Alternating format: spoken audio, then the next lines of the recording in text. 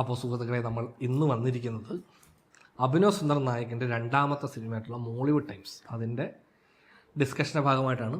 ഞാൻ actually FDFS കണ്ടതാണ് പടം. അതിനുശേഷം പിന്നെ ഇദ്ദേഹം കണ്ടില്ല. അപ്പോൾ ഇദ്ദേഹത്തിനോട് ഞാൻ രണ്ടാമത് വീണ്ടും ഇന്ന് സൺഡേ ഞായറാഴ്ച ഉച്ചയ്ക്കത്തെ ഷോ വീണ്ടും കണ്ടിരിക്കുകയാണ്. സോ അഭിനവ് സുന്ദറിൻ്റെ രണ്ടാമത്തെ സിനിമയായിട്ടുള്ള മോളിവുഡ് ടൈംസിനെ പറ്റി എന്താണ് പറയാനുള്ളത്?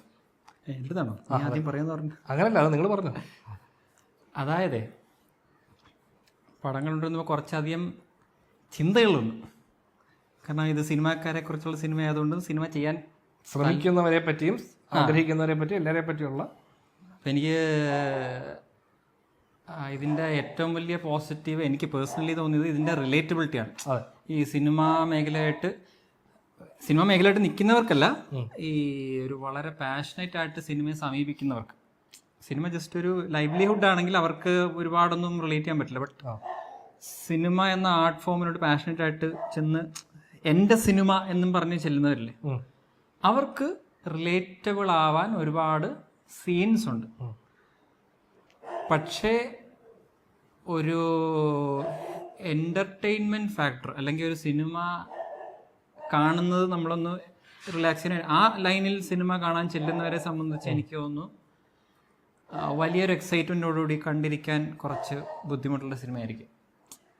അതായത് സിനിമ കുറച്ച് പേർക്ക് മാത്രം റിലേറ്റബിൾ ആയിട്ടുള്ള ഒരുപാട് സീനുകളുണ്ട്. മലയാള സിനിമയുടെ വളരെ ഓണസ്റ്റ് ആയിട്ടുള്ളൊരു പ്രസൻറ്റേഷൻ, മലയാള സിനിമയുടെ തന്നെ സിനിമ ഇൻഡസ്ട്രിയുടെ ഒരു ഓണസ്റ്റ് പ്രസൻറ്റേഷൻ എന്നൊക്കെ പറഞ്ഞ് നമുക്കിതിനെക്കുറിച്ച് ഒരുപാട് സംസാരിക്കാനുണ്ട്. ബട്ട് കണ്ടിറങ്ങുമ്പോൾ ഒരു എന്താ പറയുക, ഒരു സാറ്റിസ്ഫാക്ടറി സിനിമ എക്സ്പീരിയൻസ് എനിക്ക് ഉണ്ടായില്ല എന്ന് തോന്നുന്നു. അത് തന്നെ എൻ്റെ അവസ്ഥ അതായിരുന്നു. അതായത് ഞാൻ ഫസ്റ്റ് പടം കാണാൻ പോകുമ്പോൾ എൻ്റെ മനസ്സിലൊരു ഭയങ്കര എക്സ്പെക്ടേഷൻ ഉണ്ട്. കാരണം എനിക്ക് മൂന്നുമണി അസോസിയേറ്റ്സ് തിയേറ്ററിൽ ഞാൻ 2-3 വട്ടം കണ്ടതുകൊണ്ട് തന്നെ അതിൻ്റെ ഒരു ഭയങ്കര ഒരു ഇഷ്ടമുണ്ടല്ലോ ആ സിനിമയുടെ. അപ്പോൾ അതുകൊണ്ട് തന്നെ പുള്ളിയുടെ ഐഡിയോളജിയോട് എനിക്ക് കുറച്ച് താല്പര്യമുണ്ട്. അപ്പോൾ അതുകൊണ്ട് തന്നെ ഞാൻ ഈ സിനിമ കാണാൻ പോകുന്നത് ഇതിനു മുമ്പുള്ള ഇൻ്റർവ്യൂ എല്ലാം കണ്ടു. അപ്പോൾ ഇൻ്റർവ്യൂവിൽ പുള്ളി പറഞ്ഞ എല്ലാ എലമെൻറ്റുകളെയും ഈ സിനിമയിൽ കാണാനും പറ്റി.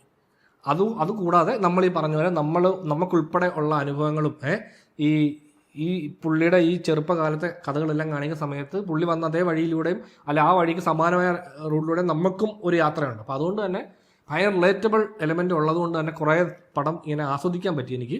പക്ഷേ ഈ പടം ഇങ്ങനെ കണ്ടുകൊണ്ടിരിക്കുന്നവർ ഇതിൻ്റെ ഏറ്റവും എക്സൈറ്റിംഗ് മൊമെൻ്റ് എന്താണെന്നുള്ളൊരു തേടലുണ്ട്. പക്ഷേ അത് പടം വന്ന് തീരുമ്പോഴും അതില്ല.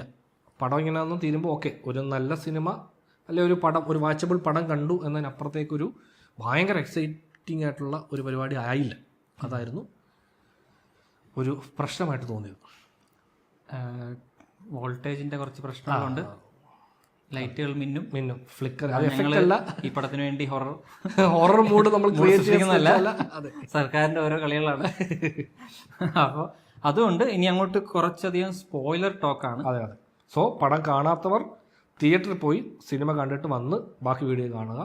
അതിനുശേഷം പടം സ്പോയിലായി എന്നൊക്കെ പറഞ്ഞ് നമ്മുടെ വീഡിയോ അല്ലേ, വീഡിയോക്ക് കോപ്പിറൈറ്റ് ഒന്നും കൊടുക്കാൻ ഇരിക്കുക സുഹൃത്തുക്കളെ. അതെ, ട്രയാങ്കിൾ എന്റർടൈൻമെന്റ് അല്ല ചതുരക്കട്ട നോക്കിട്ട് പടിയത് ഗൈസ്. അതെ, ഈ നേരത്തെ ഇന്റർവ്യൂ നീ മെൻഷൻ ചെയ്തില്ലേ, എനിക്ക് തോന്നിയത് ഈ ഇന്റർവ്യൂസ് എല്ലാം ഈ സിനിമയുടെ പാർട്ടാണ്. മാർക്കറ്റിംഗ് എന്ന് പറയുന്നില്ല, പക്ഷേ A24 സിനിമകളൊക്കെ കണ്ടില്ല, അവരുടെ മാർക്കറ്റിംഗ് എന്ന് പറഞ്ഞാൽ സിനിമയുടെ ഒരു എക്സ്റ്റൻഷൻ പോലെ. ഞങ്ങളുടെ സിനിമ ഒന്ന് കാണുന്നല്ല പറയുന്നത്, സിനിമയിലുള്ള എലമെന്റിനെയൊക്കെ വെച്ച് മാർക്കറ്റ്. ഇപ്പം നമ്മുടെ ഈ ഓബ്സഷൻ ഇറങ്ങിക്കഴിഞ്ഞപ്പോഴത്തേക്കും ആ വില്ലോ അതിന്റെ ആഡും ഒക്കെ വരുന്നില്ല. അപ്പം എന്ന് പറയുന്നത് പോലെ ഇതിനകത്ത് സിനിമയുടെ ക്ലൈമാക്സോട് എടുക്കുമ്പോഴത്തേക്കും എങ്ങനെയാണോ മറ്റേ വിനീത് മാധവൻ അല്ലേ മെയിൻ ക്യാരക്ടർ ഒരു ഇന്റർവ്യൂ കൊടുത്തുകൊണ്ട് എൻ്റെ സിനിമയാണ് ഏറ്റവും മികച്ചത് എന്ന് നല്ല കോൺഫിഡൻസ് ആണല്ലോ എന്ന് ചോദിക്കുന്നില്ലേ. ഇതേ എലമെന്റ് ആണ് അഭിനവ് സുന്ദറിന്റെ ഇന്റർവ്യൂസ് കണ്ട് ഒരുപാട് പേര് ഇയാൾക്ക് ഭയങ്കര കോൺഫിഡൻസ് ആണ്, പുള്ളി വന്നിട്ട് ഇത് മികച്ച സിനിമ ആയിരിക്കും എന്നാണ് പറയുന്നത്.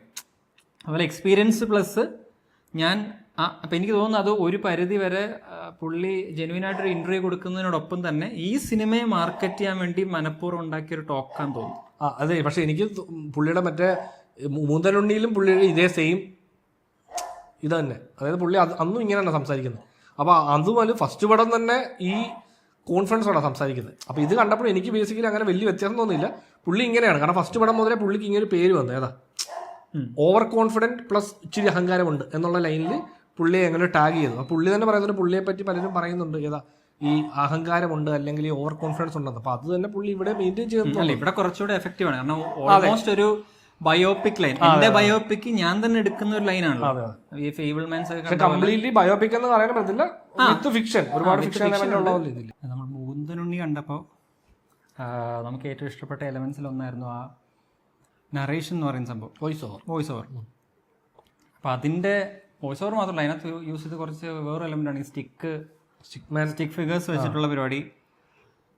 അതൊക്കെയും ഇതിനകത്തോട്ട് കൊണ്ടുവന്നിട്ടുണ്ട്. പക്ഷെ എനിക്ക് ഇതിനകത്ത് അത്ര ചേരുന്ന പോലെ ഫീൽ ചെയ്തില്ല. ചില അവസരങ്ങളിൽ നമ്മുടെ ഒരു സീനിൻ്റെ അകത്ത് നമുക്ക് ഓൾറെഡി കിട്ടിയ ഒരു ഇൻഫർമേഷൻ വീണ്ടും അപ്പോൾ വരുമ്പോഴത്തേക്കും കുറച്ചൊരു നമ്മൾ അഭിനവിനെ വെച്ചിരിക്കുന്നൊരു ഇത്രയും ഗംഭീര ഡയറക്ടറാണ് എന്നൊക്കെ വെച്ചിട്ട് അത് വരുമ്പോൾ എന്തോ ഒരു മിക്സ്ഡ് ഫീലിംഗ് ആയിരുന്നു. നമുക്ക് ഇഷ്ടപ്പെട്ട ഒരു ഡയറക്ടറിൻ്റെ ഒരു ഫിലിം മോശമാവുന്ന കുറച്ച് സങ്കടമാണല്ലോ എന്ന് പറയുന്ന പോലെ. അങ്ങനെ കുറേ എലമെന്റ്സ് കാരണം ഇതിന് ഭയങ്കര എനിക്കൊരു മിക്സ്ഡ് ഫീലിംഗ് ആയിരുന്നു. ഇത് ഈ സാധനം കൊള്ളാം, പക്ഷെ അത് കഴിഞ്ഞിട്ട് ഇങ്ങനെ ഒരു സാധനം വരുന്നു. അതുപോലെ ത്രൂ ഔട്ട് ഇതിൻ്റെ റൈറ്റിങ്ങിൽ ഒരുപാട് ഐഡിയാസ് ആൻഡ് എലമെന്റ്സ് ഉണ്ടെങ്കിലും ഈ നറേഷനില്ലേ, ഈ കഥ പറഞ്ഞു പോകുന്ന രീതി, അതിനകത്ത് എന്തോ ഒരു ഹുക്കിംഗ് എലമെന്റ് ഇല്ലാത്ത പോലെ തോന്നി, ഒരു രസം ഇല്ലാത്ത പോലെ തോന്നി. ഇപ്പം നസ്ലിൻ വരുന്നുണ്ട്. നസ്ലിൻ വരുമ്പോഴത്തേക്കും നമ്മൾ എക്സ്പെക്ടേഷൻ്റെ പ്രശ്നമാണെന്ന് അറിയില്ല. ഒരു പടത്തിലൊരു ത്രൂ ഔട്ട് ഒരു ഫൺ എക്സ്പെക്ട് ചെയ്യുമല്ലോ, ഇതിലത് വരാത്തതുപോലെ തോന്നിയായിരുന്നു മൊത്തത്തിൽ. നമുക്കിങ്ങനെ കണ്ടിരിക്കാവുന്നൊരു സിനിമ, ഇതിനകത്ത് കുറച്ച് രസകരമായ ഐഡിയാസ് ഉണ്ടല്ലോ, പിന്നെ കുറച്ചധികം റെഫറൻസസ് ആൻഡ് ഒമാജസ്. ഇത് കുറച്ചാൽ മുമ്പ് ഈ റെഫറൻസ് ഒമാജും വർക്ക് ചെയ്തൊരു പടമുണ്ട്, നമ്മുടെ മോഹിനിയാട്ടം.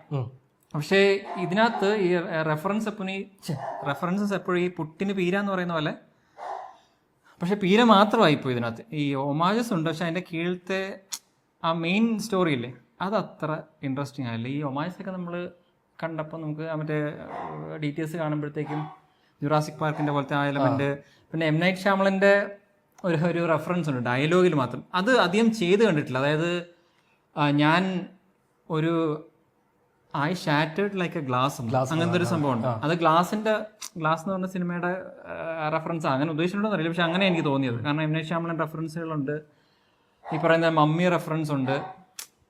അങ്ങനെ ഒരുപാട് നമ്മൾ 90s കിഡ്സിന് നൊസ്റ്റാൾജിക് ആയിട്ടുള്ള ഒരുപാട് എലമെന്റ്സും റെഫറൻസും സി ഡി റൈറ്റിംഗ് അങ്ങനത്തെ കുറേ സാധനങ്ങൾ ഇതിൻ്റെ അകത്തുണ്ട്. ഇതെല്ലാം രസമാണ്. പക്ഷെ അത് നമ്മൾ ഈ പറഞ്ഞ റിലേറ്റബിൾ എലമെന്റുകൾ അതെല്ലാം ഉണ്ട്. പക്ഷെ എനിക്ക് തോന്നുന്നു ഇതിന്റെ ബേസ് സ്റ്റോറി ലൈൻ ഗംഭീരമാണെങ്കിൽ അതിന്റെ പുറത്ത് ഇത് വരുമ്പോൾ ഭയങ്കര ഹൈ കിട്ടും. പക്ഷെ ഇതൊക്കെ നമുക്കിങ്ങനെ ഐഡന്റിഫൈ ചെയ്തു എന്നതിലുപരി അതിന്റെ ബേസ് സ്റ്റോറി ലൈൻ എനിക്ക് പേഴ്സണലി ഒരു അറ്റാച്ച് ചെയ്യാൻ ഭയങ്കര പാടായിരുന്നു. പക്ഷെ ഇങ്ങനെ എടുത്തു വെച്ചേക്കുന്നത് രസമുണ്ട്. കുറച്ചധികം സിനിമാറ്റിക് ടെക്നിക്സും പുതുമയുള്ള കുറച്ച് മെയിനായിട്ട് ഒരു സീൻ പ്രസന്റ് ചെയ്ത് മറ്റേ ആ ഒരു മെയിൻ സിനിമാ താരം മരിക്കും ഒരു പോയിന്റ് കഴിഞ്ഞിട്ട്, അതിന്റെ പ്രസന്റേഷൻ ഇല്ല. അത് സാധാരണ ആ പടം ചിലപ്പം നല്ല മറ്റേ ഫണ്ണായിട്ട് പോകുന്നൊരു പടത്തിലും ഇച്ചിരി ഡൗൺ ആകാൻ പറ്റുന്ന ഒരു എലമെന്റ്. പക്ഷെ അവിടെയൊക്കെ ഇവർ ട്രീറ്റ് ചെയ്തേക്കുന്നത് അപ്പോഴും ഇവനെ ഇത് ബാധിക്കുന്നില്ലല്ലോ, മെയിൻ ക്യാരക്ടറിനെ ബാധിക്കാത്ത അതേ രീതിക്ക് തന്നെയാണ് ഇത് ട്രീറ്റ് ചെയ്തേക്കുന്നത്. ഈ പറഞ്ഞ ഈ ഡാർക്ക് ഹ്യൂമറിന്റെ ഒരു ആംഗിളാണ് അത് ഈ പടത്തിന് ത്രൂ ഔട്ട് ഉണ്ട്. ഇങ്ങനെ ഡാർക്ക് ഹ്യൂമറിന്റെ പക്ഷെ ഇങ്ങനെ അതിൽ ചിരി എത്രത്തോളം വരുമെന്നുള്ളതിൽ രണ്ട് മരണങ്ങൾ, രണ്ടാമത്തെ മരണമാണ് കുറച്ച് ചിരി ഉണ്ടായത് തിയേറ്ററിൽ. അതെ 3 മരണങ്ങൾ അപ്പൂപ്പനെ കൂടെ ചേർത്ത് 3 മരണങ്ങളുണ്ട്. 3-നകത്തും ഈ പറയുന്ന പോലെ അതിന്റെ ചുറ്റിനൊരു ചെറിയ ഹ്യൂമർ എഴുതി വെച്ചിട്ടുണ്ട്. പക്ഷെ അത് ഏറ്റവും കൂടുതൽ വർക്കാവുന്ന ഈ 3-ാമത്തിൽ അതാണ് ഒരു എവിടെയോ ഈ പറയുന്ന ഫസ്റ്റ് പടത്തിന്റെ കൺവിക്ഷൻ അവിടെ ഇവിടെയൊക്കെ മിസ്സായതുപോലെ അതിന് എല്ലാ എലമെന്റും ചെന്ന് ഹിറ്റായിട്ടില്ല. ഈ പടം ഇങ്ങനെ കുറച്ചിങ്ങനെ മിക്സ്ഡ് ആയിരുന്നു എനിക്ക് പേഴ്സണലി. അതിന് ഒരുപാട് റീസൺസ് ഓരോന്ന് കാണുമ്പോഴും ഞാൻ കുറച്ചൊക്കെ ഇങ്ങനെ നോട്ട് ചെയ്ത് വെച്ചിട്ടുണ്ട്, എഴുതി കൂട്ടി വെച്ചിരിക്കുന്നത്. ഒരുപാട് സംസാരിക്കാനുള്ള സിനിമ, അതാണ് അതിൻ്റെ ഒരു പ്രശ്നം. ഇതൊരു മോശം പടമോ നല്ല പടമോ എന്നുള്ളതല്ല, നമുക്ക് ഒരുപാട് സംസാരിക്കാനുള്ള സംഗതികൾ ഈ പടത്തിലുണ്ട്. പക്ഷെ ഓവറോൾ പടം കണ്ടിറങ്ങുമ്പോഴത്തേക്കുള്ള അവസ്ഥ എന്ന് പറയുന്നത് ഒരല്പം അൺസാറ്റിസ്ഫാക്ടറി ആയിരുന്നു. അതിപ്പോൾ ഡയറക്ടറോടുള്ള ഓവർ പ്രതീക്ഷ കൊണ്ടാണോ എന്നറിയില്ല. എനിക്ക് പേഴ്സണലി പുള്ളിയിൽ ഞാൻ എക്സ്പെക്ട് ചെയ്ത പരിപാടിയിലേക്ക് എത്തിയില്ല എന്ന് തോന്നിപ്പോയി. കാരണം അതായത് നമ്മൾ മുകുന്ദനുണ്ണി എന്ന് പറയുന്ന സിനിമ നമ്മൾ ഒരുപാട് സ്ഥലത്ത് റെഫറൻസ് ആയിട്ട്, അതായത് ഇപ്പം നമ്മൾ തന്നെ പലയിടത്തും കഥ പിച്ച് ചെയ്യുമ്പോൾ ഈ ഡാർക്ക് കോമഡിയാണ് നമ്മുടെ ജോഡോ എന്ന് പറയുമ്പോൾ ഇതിന് മുമ്പ് ഏതാ പടം എന്ന് ചോദിക്കുമ്പോൾ ആദ്യം പറയുന്നത് മുകുന്ദനുണ്ണിയുടെ പേരാ. അപ്പോൾ അത്രയും ഒരു ബെഞ്ച് മാർക്ക് ലൈനിൽ നമ്മൾ സെറ്റ് ചെയ്തിരിക്കുന്ന ഒരു പടത്തിന്റെ ഡയറക്ടറുടെ അടുത്ത പടം എന്ന് പറയുമ്പോൾ സ്വാഭാവികമായിട്ട് ഒരു വലിയ എക്സ്പെക്ടേഷൻ ഉണ്ട്. അപ്പോൾ ആ എക്സ്പെക്ടേഷനെ മീറ്റ് ചെയ്യാത്ത ഒരു ഫീലായിരുന്നു. ഞാൻ ആക്ച്വലി പടം തുടക്കം മുതലിങ്ങനെ ഈ പല ഇനിഷ്യൽ സീക്വൻസുകളുണ്ടല്ലോ, അതായത് ഈ പറഞ്ഞ ഈ നൊസ്റ്റാൾജിയ എലമെന്റുകളെല്ലാം വരുമ്പോഴും ഞാനിതിങ്ങനെ കണ്ട് ഓക്കെ ഇതെനിക്ക് ഇതെല്ലാം നമ്മൾ കടന്നുപോയൊരു പരിപാടിയാണല്ലോ എന്നുള്ള ആ ചിന്തയിൽ ഇങ്ങനെ മുമ്പോട്ട് പോയിട്ടേ അപ്പോഴും വെയിറ്റ് ചെയ്യും എന്താ പടത്തിൻ്റെ ആ മെയിൻ പോയിന്റ് എവിടെ, മെയിൻ ആ ഒരു നമ്മൾ ഏറ്റവും കൂടുതൽ ഹുക്കാവുന്ന എലമെന്റ് എവിടെയെന്നുള്ള സംഭവത്തിൻ്റെ ഒരു സെർച്ചിങ് ഇങ്ങനെ കുറച്ചധികം പോയി. ഫസ്റ്റ് ഹാഫ് തീരുമ്പോഴത്തേക്ക് എനിക്ക് ഇതിൻ്റെ മനസ്സിലായി ഇത് ഇങ്ങനെയാണ് ഇതിൻ്റെ സ്ട്രക്ചർ, ഇതിന് ഇങ്ങനെ മുമ്പോട്ട് പോകാൻ ചാൻസ് ഉള്ളൂ. കുറച്ച് സ്ഥലത്ത് ചിരിച്ചു. സെക്കൻഡ് ഹാഫിലായിരുന്നു എനിക്ക് സെക്കൻഡ് ഹാഫ് ഒരു പോയിന്റ്, സെക്കൻഡ് ഹാഫ് തുടങ്ങിയപ്പോൾ എനിക്ക് കുറച്ച് രസമായിട്ട് തോന്നി. പിന്നീട് അങ്ങോട്ടുണ്ടല്ലോ ഈ ക്ലൈമാക്സ് വരെ ഇത് കുറച്ച് അധികം സമയം എടുക്കുന്ന പോലെ, അതായത് ക്ലൈമാക്സിലേക്ക് എത്താൻ ഒരു ശ്രമം നടത്തുന്ന പോലത്തെ ഒരു ഭയങ്കര ഒരു ഫീൽ ഉണ്ടായിരുന്നു എനിക്ക്. കാരണം നമ്മൾ ഈ പറഞ്ഞ പോലെ നമ്മുടെ ഇപ്പൊ ചേട്ടൻ പറഞ്ഞ എലമെന്റ് ആയിരിക്കും അതാ നമ്മളെ അത്രയും എക്സൈറ്റിംഗ് ആവാത്ത ഒരു മെയിൻ ലൈൻ പോകുന്നതുകൊണ്ടായിരിക്കണം നമുക്ക് അതിന് ഈ മെയിൻ ലൈൻ കുറച്ച് സിമ്പിളായി. വൺ ലൈൻ കുറച്ച് വളരെ സിമ്പിളാണ്. ഇതുപോലത്തെ ഇതിനു മുമ്പ് സിനിമകൾ ഉണ്ട്, അതിപ്പോ സിനിമ ബേസ്ഡ് അല്ലായിരിക്കും, വേറെ എന്തെങ്കിലും മേഖലയിലായിരിക്കും എന്ന് പറയും. പക്ഷെ ഈ ലൈൻ ഉണ്ട്. പക്ഷെ അപ്പം എനിക്ക് തോന്നുന്നു ഈ ലൈനിന്റെ പുറത്തോട്ട് മാക്സിമം പുതിയ എലമെന്റ്സും പിന്നെ ഒരു ഇന്റലിജൻസ് കൂടിയ ഫിലിം മേക്കർ, ഞാൻ ഇതിനു മുമ്പ് പല പറഞ്ഞിട്ടുണ്ട്, നമ്മൾ സിനിമാക്കാർ ഇപ്പം എനിക്കൊക്കെ ഉള്ളൊരു പരിധി ഒരു 85% ഞാനാണ് ഈ പറയുന്ന വിനീത് മാധവൻ. അതായത് ചെയ്ത വർക്ക് മോശമാണെന്ന് മറ്റുള്ളവർ പറയാനും ബുദ്ധിമുട്ട്, എന്നിട്ട് അത് എന്ത് ചെയ്ത് അതെടുത്ത ഡയറക്ടറെയും പ്രൊഡ്യൂസറെയും ആക്ടേഴ്സിനെയും എല്ലാവരെയും പറ്റിച്ച് ആ വർക്ക് ഇതുവരെ ഇറക്കാതെ കൈവച്ചുകൊണ്ടിരിക്കുക. ഹാർഡ് ഡിസ്ക് എവിടെയെന്ന് ചോദിച്ചാൽ തൊട്ടറ കയ്യിൽ ഞാൻ തന്നേക്കാം എന്ന് പറഞ്ഞിട്ട് 4 വർഷമായി. അല്ല ഹാർഡ് ഡിസ്ക് നഷ്ടപ്പെട്ടെന്നുള്ളതാണ് കിംവദന്തി. പക്ഷെ അത് എവിടെയാറിയില്ല. അതെ, അത് പുള്ളിയോടൊപ്പം മണ്ണിലലിച്ച് അതാണ് അവസ്ഥ. കാരണം അതിന്റെ ഫൈനലോട്ട് കാണാൻ മ്യൂസിക് ഡയറക്ടർ, എഡിറ്റർ, ഡയറക്ടർ, അതിൽ അഭിനയിച്ചവർ എല്ലാവരും വെയിറ്റ് ചെയ്യുക. എല്ലാരും എല്ലാ പ്രാവശ്യം ചോദിക്കും. പ്രഭാസിനെ പോലും വെല്ലുവിളിച്ചിട്ടുണ്ട് അറിയാം അഭിനയിച്ചെടുത്ത്. ഏത് പടത്തിനായിരുന്നു ഇത്?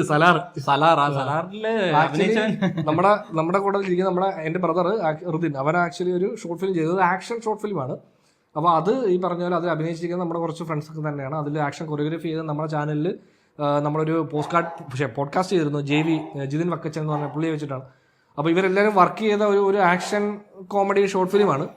അപ്പോൾ അത് ഈ പറഞ്ഞ പോലെ ഒരു ഉറങ്ങാതെ 2 ദിവസം കണ്ടിന്യൂസ് ഒക്കെ നിന്ന് ഷൂട്ട് ചെയ്തിട്ടുണ്ട്. ഇതെല്ലാം കഴിഞ്ഞ് ഒരു ഫൈനൽ എഡിറ്റും അതിൻ്റെ മ്യൂസിക്കും പരിപാടിയെല്ലാം കഴിഞ്ഞിട്ട് എല്ലാം ഒരു ഔട്ട്പുട്ട് കണ്ടു എല്ലാവരും. ബട്ട് അത് ശേഷം അതിൻ്റെ കളർ ഗ്രേഡിങ്ങിന് വേണ്ടി ഏറ്റെടുത്താണ് അദ്ദേഹം. കളർ ഗ്രേഡിങ് താമസിക്കുന്നു, പെട്ടെന്ന് ചെയ്തു തരാം എന്ന് പറഞ്ഞ് ഏറ്റെടുത്താണ് പുള്ളി. പിന്നെ ഒരു പോക്ക് പോയി. 4 വർഷമായി. ഇന്നേ വരെ ആ ഷോർട്ട് ഫിലിം പുറത്ത് വന്നിട്ടില്ല. ഇപ്പോഴും വരെ അറിയാൻ പറഞ്ഞത് ആ ഷോർട്ട് ഫിലിം പുറത്ത് വന്നിട്ട് അത് കാണിച്ചെങ്കിലും ഒരു ഡയറക്ടറുടെ ഒരു പ്രൊഡ്യൂസറുടെ അടുത്ത് പറയരുത് ഞാൻ ചെയ്ത വർക്കാ എന്ന് പറഞ്ഞ്. അത് ഔട്ട്ഡേറ്റഡ് ആയി പോയടാ. അതെ, അത് ഔട്ട്ഡേറ്റ് ആയി. 4 വർഷം ആയതുകൊണ്ട് പുള്ളിയുടെ ഇരിക്കുക. അതിന് ആരും കാണാൻ പോകുന്നില്ല. അല്ല, അത് മാത്രമല്ല, ഒരുപാട് ഫാക്ടേഴ്സ് കൊണ്ട് ആ ഒരു ഐഡന്റിറ്റി കൊണ്ട് മാത്രം കിട്ടുന്ന അംഗീകാരം എന്നൊക്കെ പറയുന്ന എലമെന്റ്സ് ഇല്ല. അതിനെക്കുറിച്ച് കുറച്ചധികം ചർച്ച ചെയ്യാനുണ്ട്. ആ പോയിന്റ്, പക്ഷെ ആ പോയിന്റിനെ ഈ സിനിമയ്ക്കകത്തോണ്ട് പ്ലേസ് ചെയ്തേക്കുന്നത് കറക്റ്റ് ഒരു അഭിനവ് സുന്ദർ നായിക എങ്ങനെ പ്ലേസ് ചെയ്യും. ഒരുപാട് അതിന് ഇമ്പോർട്ടൻസ് കൊടുക്കാതെയാണ് ആ ഐഡന്റിറ്റി കൊണ്ടുള്ള. പക്ഷെ എനിക്കും സിമിലർ അഭിപ്രായങ്ങളുണ്ട് ഈ identity based politics in cinema. ഇപ്പൊ ഈ പറയുന്ന ഒഡീസിക്ക് പോലും കിട്ടുന്ന നെഗറ്റീവ്, ഇപ്പൊ പടം ഇറങ്ങുന്നതിന് മുമ്പ് തന്നെ അതിന്റെ കാസ്റ്റിംഗ് ചോയ്സസിനോട് കിട്ടുന്ന ഒരു നെഗറ്റിവിറ്റി ഉണ്ടല്ലോ, അതും ഈ സംഭവമാണ്. ഈ ഐഡന്റിറ്റി ബേസ് ചെയ്ത് മാത്രം നമ്മൾ സിനിമ ഒരു ആർട്ട് ഫോമിനെ സമീപിക്കുന്നത് കൊണ്ടുള്ള നെഗറ്റീവ്സ്, അത് ആ ആർട്ട് ഫോമിനോട് ഭയങ്കരമായിട്ട് ഇഷ്ടമുള്ളവർക്ക് തോന്നുന്നൊരു ബുദ്ധിമുട്ടുണ്ട്. ഇത് ഇങ്ങനല്ല ചെയ്യേണ്ടത്, അതൊക്കെ മാറ്റി വെച്ച്.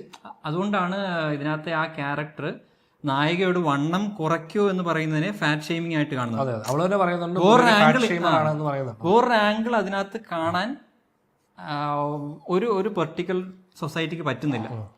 അതായത് 7 ദിവസം പട്ടിണി കിടന്ന് കാട്ടിൽ ഫൈറ്റ് ചെയ്യുന്ന ക്യാരക്ടറിന് വേണ്ടി വണ്ണം കുറയ്ക്കണം എന്ന് പറയുന്നതിനെ ഫാറ്റ് ഷെയ്മിങ് ആയിട്ടാണ് റീറൈറ്റ് ചെയ്യുന്നത്. അപ്പം അങ്ങനെയുള്ള കുറേ എലമെന്റ്സിനോട് എനിക്ക് എന്ത് അഭിപ്രായം തോന്നുന്നു അതുപോലത്തെ അഭിപ്രായങ്ങൾ, സിമിലർ അഭിപ്രായങ്ങളാണെന്ന് തോന്നുന്നു പുള്ളിക്കുള്ളത്. അത് ഈ റൈറ്റിങ്ങിലുണ്ട്. പക്ഷെ അതൊക്കെ ഇങ്ങനെ പടത്തിന്റെ ഇട്ടേക്കണം. ഒരുപാട് സീരിയസ് ആയിട്ട് ചർച്ച നടത്തുന്ന പരിപാടികളൊന്നുമല്ല. മെൻഷൻ ചെയ്ത് പോകുന്നത്. അതുപോലെ എനിക്ക് ബേസിക്കലി പുള്ളിയുടെ ഐഡിയോളജിയോട് കുറച്ചുകൂടെ ഇൻട്രസ്റ്റ് ഉള്ള ഒരാളാണ്. ഞാൻ ഫസ്റ്റ് 3 കണ്ടാൽ പോലെ എനിക്കത് കുറച്ച് ഞാനും അങ്ങനെ ഒരു ഇതിൽ ചിന്തിക്കുന്നുണ്ട്. ഈ പറഞ്ഞ പോലെ കർമ്മ ഇല്ല എന്ന് വിശ്വസിക്കുന്ന ഒരു കൈൻഡ് ഓഫ് ഒരാൾ കൂടിയാണ് ഞാൻ. ഇനിഷ്യലി പുള്ളി ബോർഡിൽ 5 പോയിന്റ് എഴുതിയൊക്കെ, അപ്പൊ ഞാൻ വിചാരിച്ചാ ഇതൊക്കെ ബ്രേക്ക് ചെയ്താണല്ലോ പുള്ളിയുടെ ഫസ്റ്റ് പടം വിചാരിക്കും. പക്ഷെ അത് പിന്നെ ആ പുള്ളി തന്നെ അത് എന്തുകൊണ്ടെന്നുള്ളത് പടത്തി അതെല്ലാം വിട്ടു. ഞാൻ വിചാരിച്ചു ഇത് ഈ 5 ഈ പുള്ളിയുടെ ഫസ്റ്റ് പടത്തില്ലല്ലോ, പിന്നെന്താ പുള്ളി ഇത് എഴുതി വെക്കുന്നതെന്ന് വിചാരിച്ചു. അത് ആ ക്യാരക്ടർ ഇനിഷ്യലി എല്ലാ ഷോട്ടിലും ചന്ദനക്കുറിയൊക്കെ തൊട്ട് ഭയങ്കര ഇതായിട്ട് വന്ന് മറ്റേ മൂകാംബികയിൽ കൊണ്ടുപോയി ഇത് സ്ക്രിപ്റ്റ് പൂജിക്കണം എന്നൊക്കെ പറയുന്ന സീക്വൻസ് ഉൾപ്പെടെ ഇതെല്ലാം കഴിഞ്ഞിട്ട് ലാസ്റ്റ് പുള്ളി മറ്റേ കർമ്മയില്ല ദൈവമില്ല എന്ന് പറഞ്ഞ് പുള്ളിയെ തുടങ്ങുന്നത് എന്നെ സംബന്ധിച്ചുള്ള എന്റെ മറ്റേ കൈയടിക്കണം എന്ന് പറയുന്ന സാധനമാണ് അത് ബേസിക്കലി. അതെന്തുകൊണ്ടാണെന്ന് വെച്ചാൽ ഞാനും അങ്ങനെ ആ ഒരു ഐഡിയോളജി വിശ്വസിക്കുന്ന ഒരാളായതുകൊണ്ടാണ്. അതിൽ ശരിയോ തെറ്റോ എന്നുള്ളതല്ല, ഞാൻ അതിൽ വിശ്വസിക്കുന്നു. അപ്പം നിങ്ങൾ ദൈവത്തിൽ വിശ്വസിക്കുന്നവരെ ഞാൻ അതിൽ വിശ്വസിക്കുന്നു എന്ന് പറയുന്നത്. മറ്റേ ഇതുപോലത്തെ ഒരു എലമെന്റ് ആണ് ഈ ദൈവം, മനുഷ്യൻ എന്നുള്ള എലമെന്റ്സിന്റെ പേരുകൾ, മനുഷ്യൻ, ദൈവം, നിധി.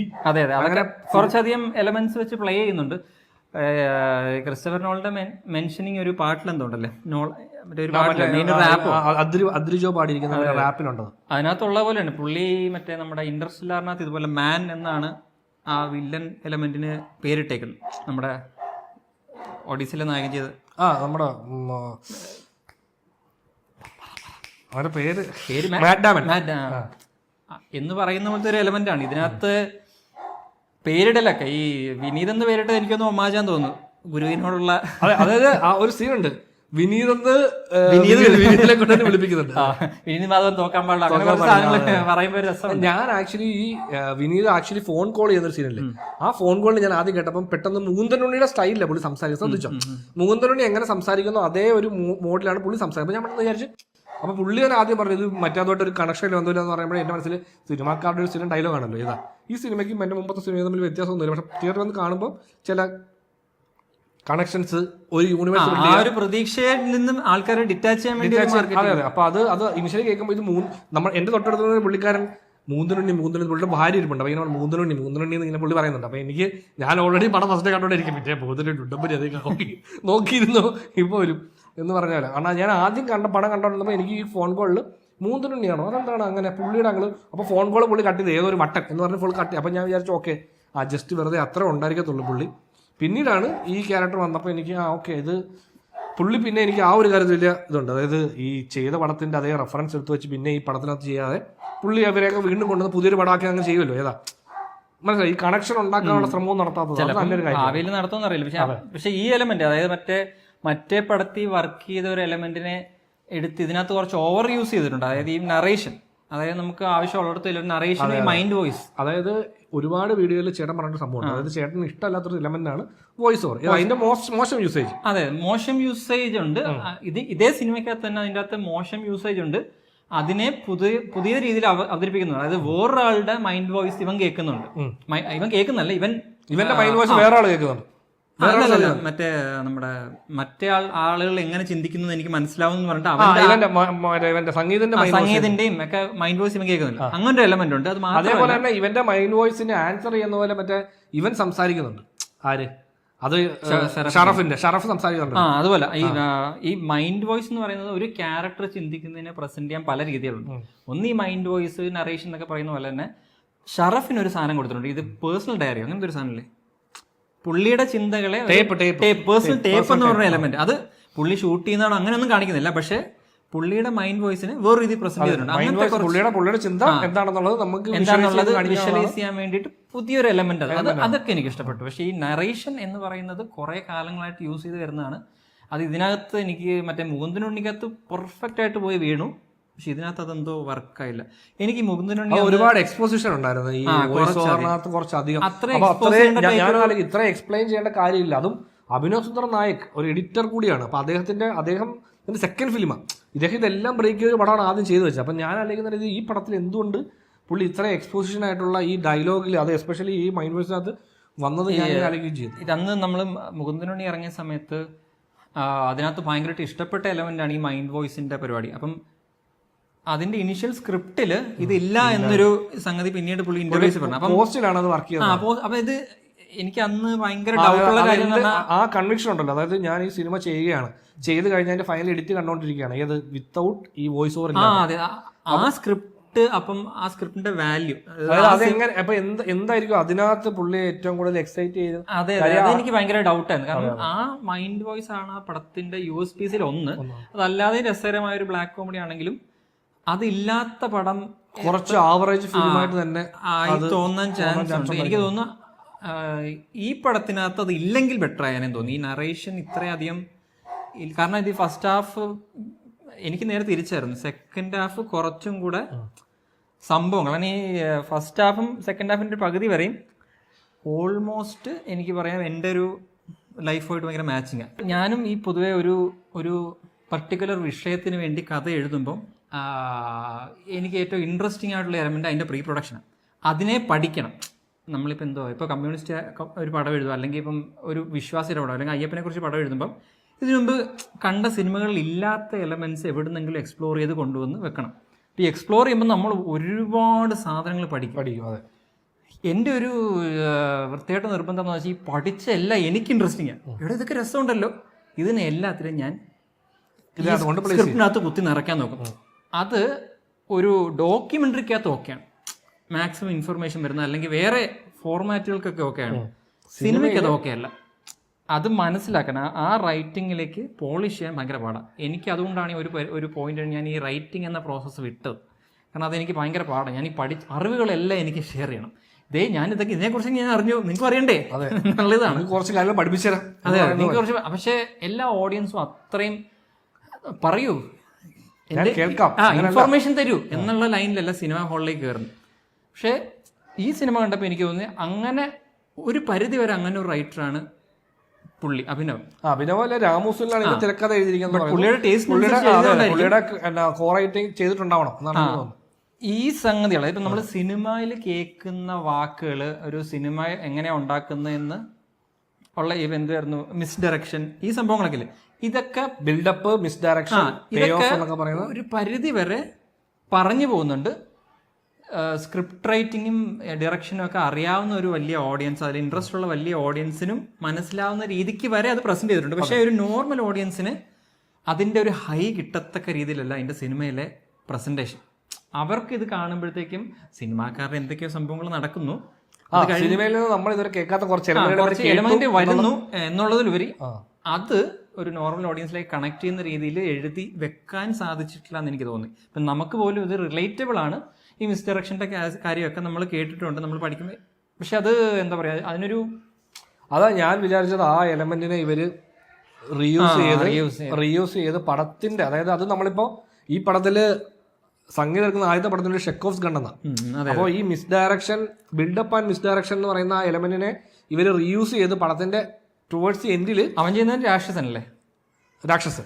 അപ്പൊ ഞാൻ ഈ പേരുകളൊക്കെ ഇങ്ങനെ ഇന്റലിജന്റ്ലി അവിടെ ഇവിടെ പ്ലേസ് ചെയ്ത് കണ്ടപ്പോഴത്തേക്കും ഇതിന്റെ ക്ലൈമാക്സ് ഒരു ലൈനിലേക്ക് പോകുമെന്ന് വിചാരിച്ചു. എനിക്ക് തോന്നുന്നു ഇപ്പോൾ ഈ രണ്ട് റൈറ്റർ ആയതുകൊണ്ടായിരിക്കും. അഭിനവ് ചിലപ്പോൾ എഴുതിയിരുന്നെങ്കിൽ ആ ലൈനിലേക്ക് പോയാൽ. രചന എന്ന് പറഞ്ഞ പുള്ളിയുടെ പേരാണ് ഫുള്ളി വെച്ചിരിക്കുന്നത്. അഭിനവിന്റെ പേര് എനിക്ക് തോന്നുന്നു ഇന്റർവ്യൂലൊക്കെ പറഞ്ഞത് പുള്ളി കോറൈറ്റിൽ ഉണ്ടായിരുന്നു എന്നല്ലാതെ കോറൈറ്റർ എന്നുള്ള പേര് വെച്ചിട്ടില്ലെന്ന് എനിക്ക് തോന്നുന്നു. ഇതിപ്പോ ഒരു കുറച്ചുകൂടെ ഒരു ഇമോഷണലി ക്ലൈമാക്സ് രസമുണ്ട്, ഒരു ഇമോഷണൽ കണക്ഷൻ. അതുവരെ എനിക്ക് ആ ക്യാരക്ടറിനോട് അങ്ങനെ റിലേറ്റബിൾ, അതെങ്ങനെ പറയണമെന്ന് അറിയാം, റിലേറ്റബിൾ ആണ്. പക്ഷേ ഇമോഷണലി ഒരു കണക്ഷനും തോന്നിയില്ല. പക്ഷെ ഇങ്ങനെ വന്ന് അവസാനിക്കുന്നുണ്ട് ആ ലൈനിൽ. പക്ഷെ നമുക്കൊരു എന്താ പറയുക, ഒരു വേറൊരു ഹൈ കിട്ടുന്നില്ല, ഒരു ഇന്റലക്ച്വൽ ഹൈ കിട്ടുന്നില്ല, ഒരു ഇമോഷണൽ ഹൈ വേണമെങ്കിൽ ഉണ്ടെന്ന് പറയാം. ആ ലാസ്റ്റ് ആ ഷോട്ടോടുകൂടി എൻഡ് ചെയ്യുമ്പോഴേ ഈ നിധി എനിക്ക് കിട്ടിയെന്നുള്ള ഒരു പ്രസംഗം ഉണ്ടല്ലോ, അത് അവൻ അത്രയും നേരം അവൻ അടക്കി പിടിച്ചതെല്ലാം പറഞ്ഞു തീർത്തു എന്നുള്ള ലൈനാണ്. ഒരുപാട് പറയാതെ എല്ലാവർക്കും ഒരു നന്ദി പറഞ്ഞാ നിർത്തുന്നത്. അപ്പൊ ആ നന്ദി പറയുന്ന സമയത്ത് എല്ലാവരെയും പറ്റിയും അവരുടെ ലൈഫിൽ ഇവരെ എങ്ങനെ ഒക്കെ ബാധിച്ചിട്ടുണ്ടെന്നുള്ളതിനെ പറ്റി ജസ്റ്റ് ഒരു ഇൻട്രൊഡക്ഷൻ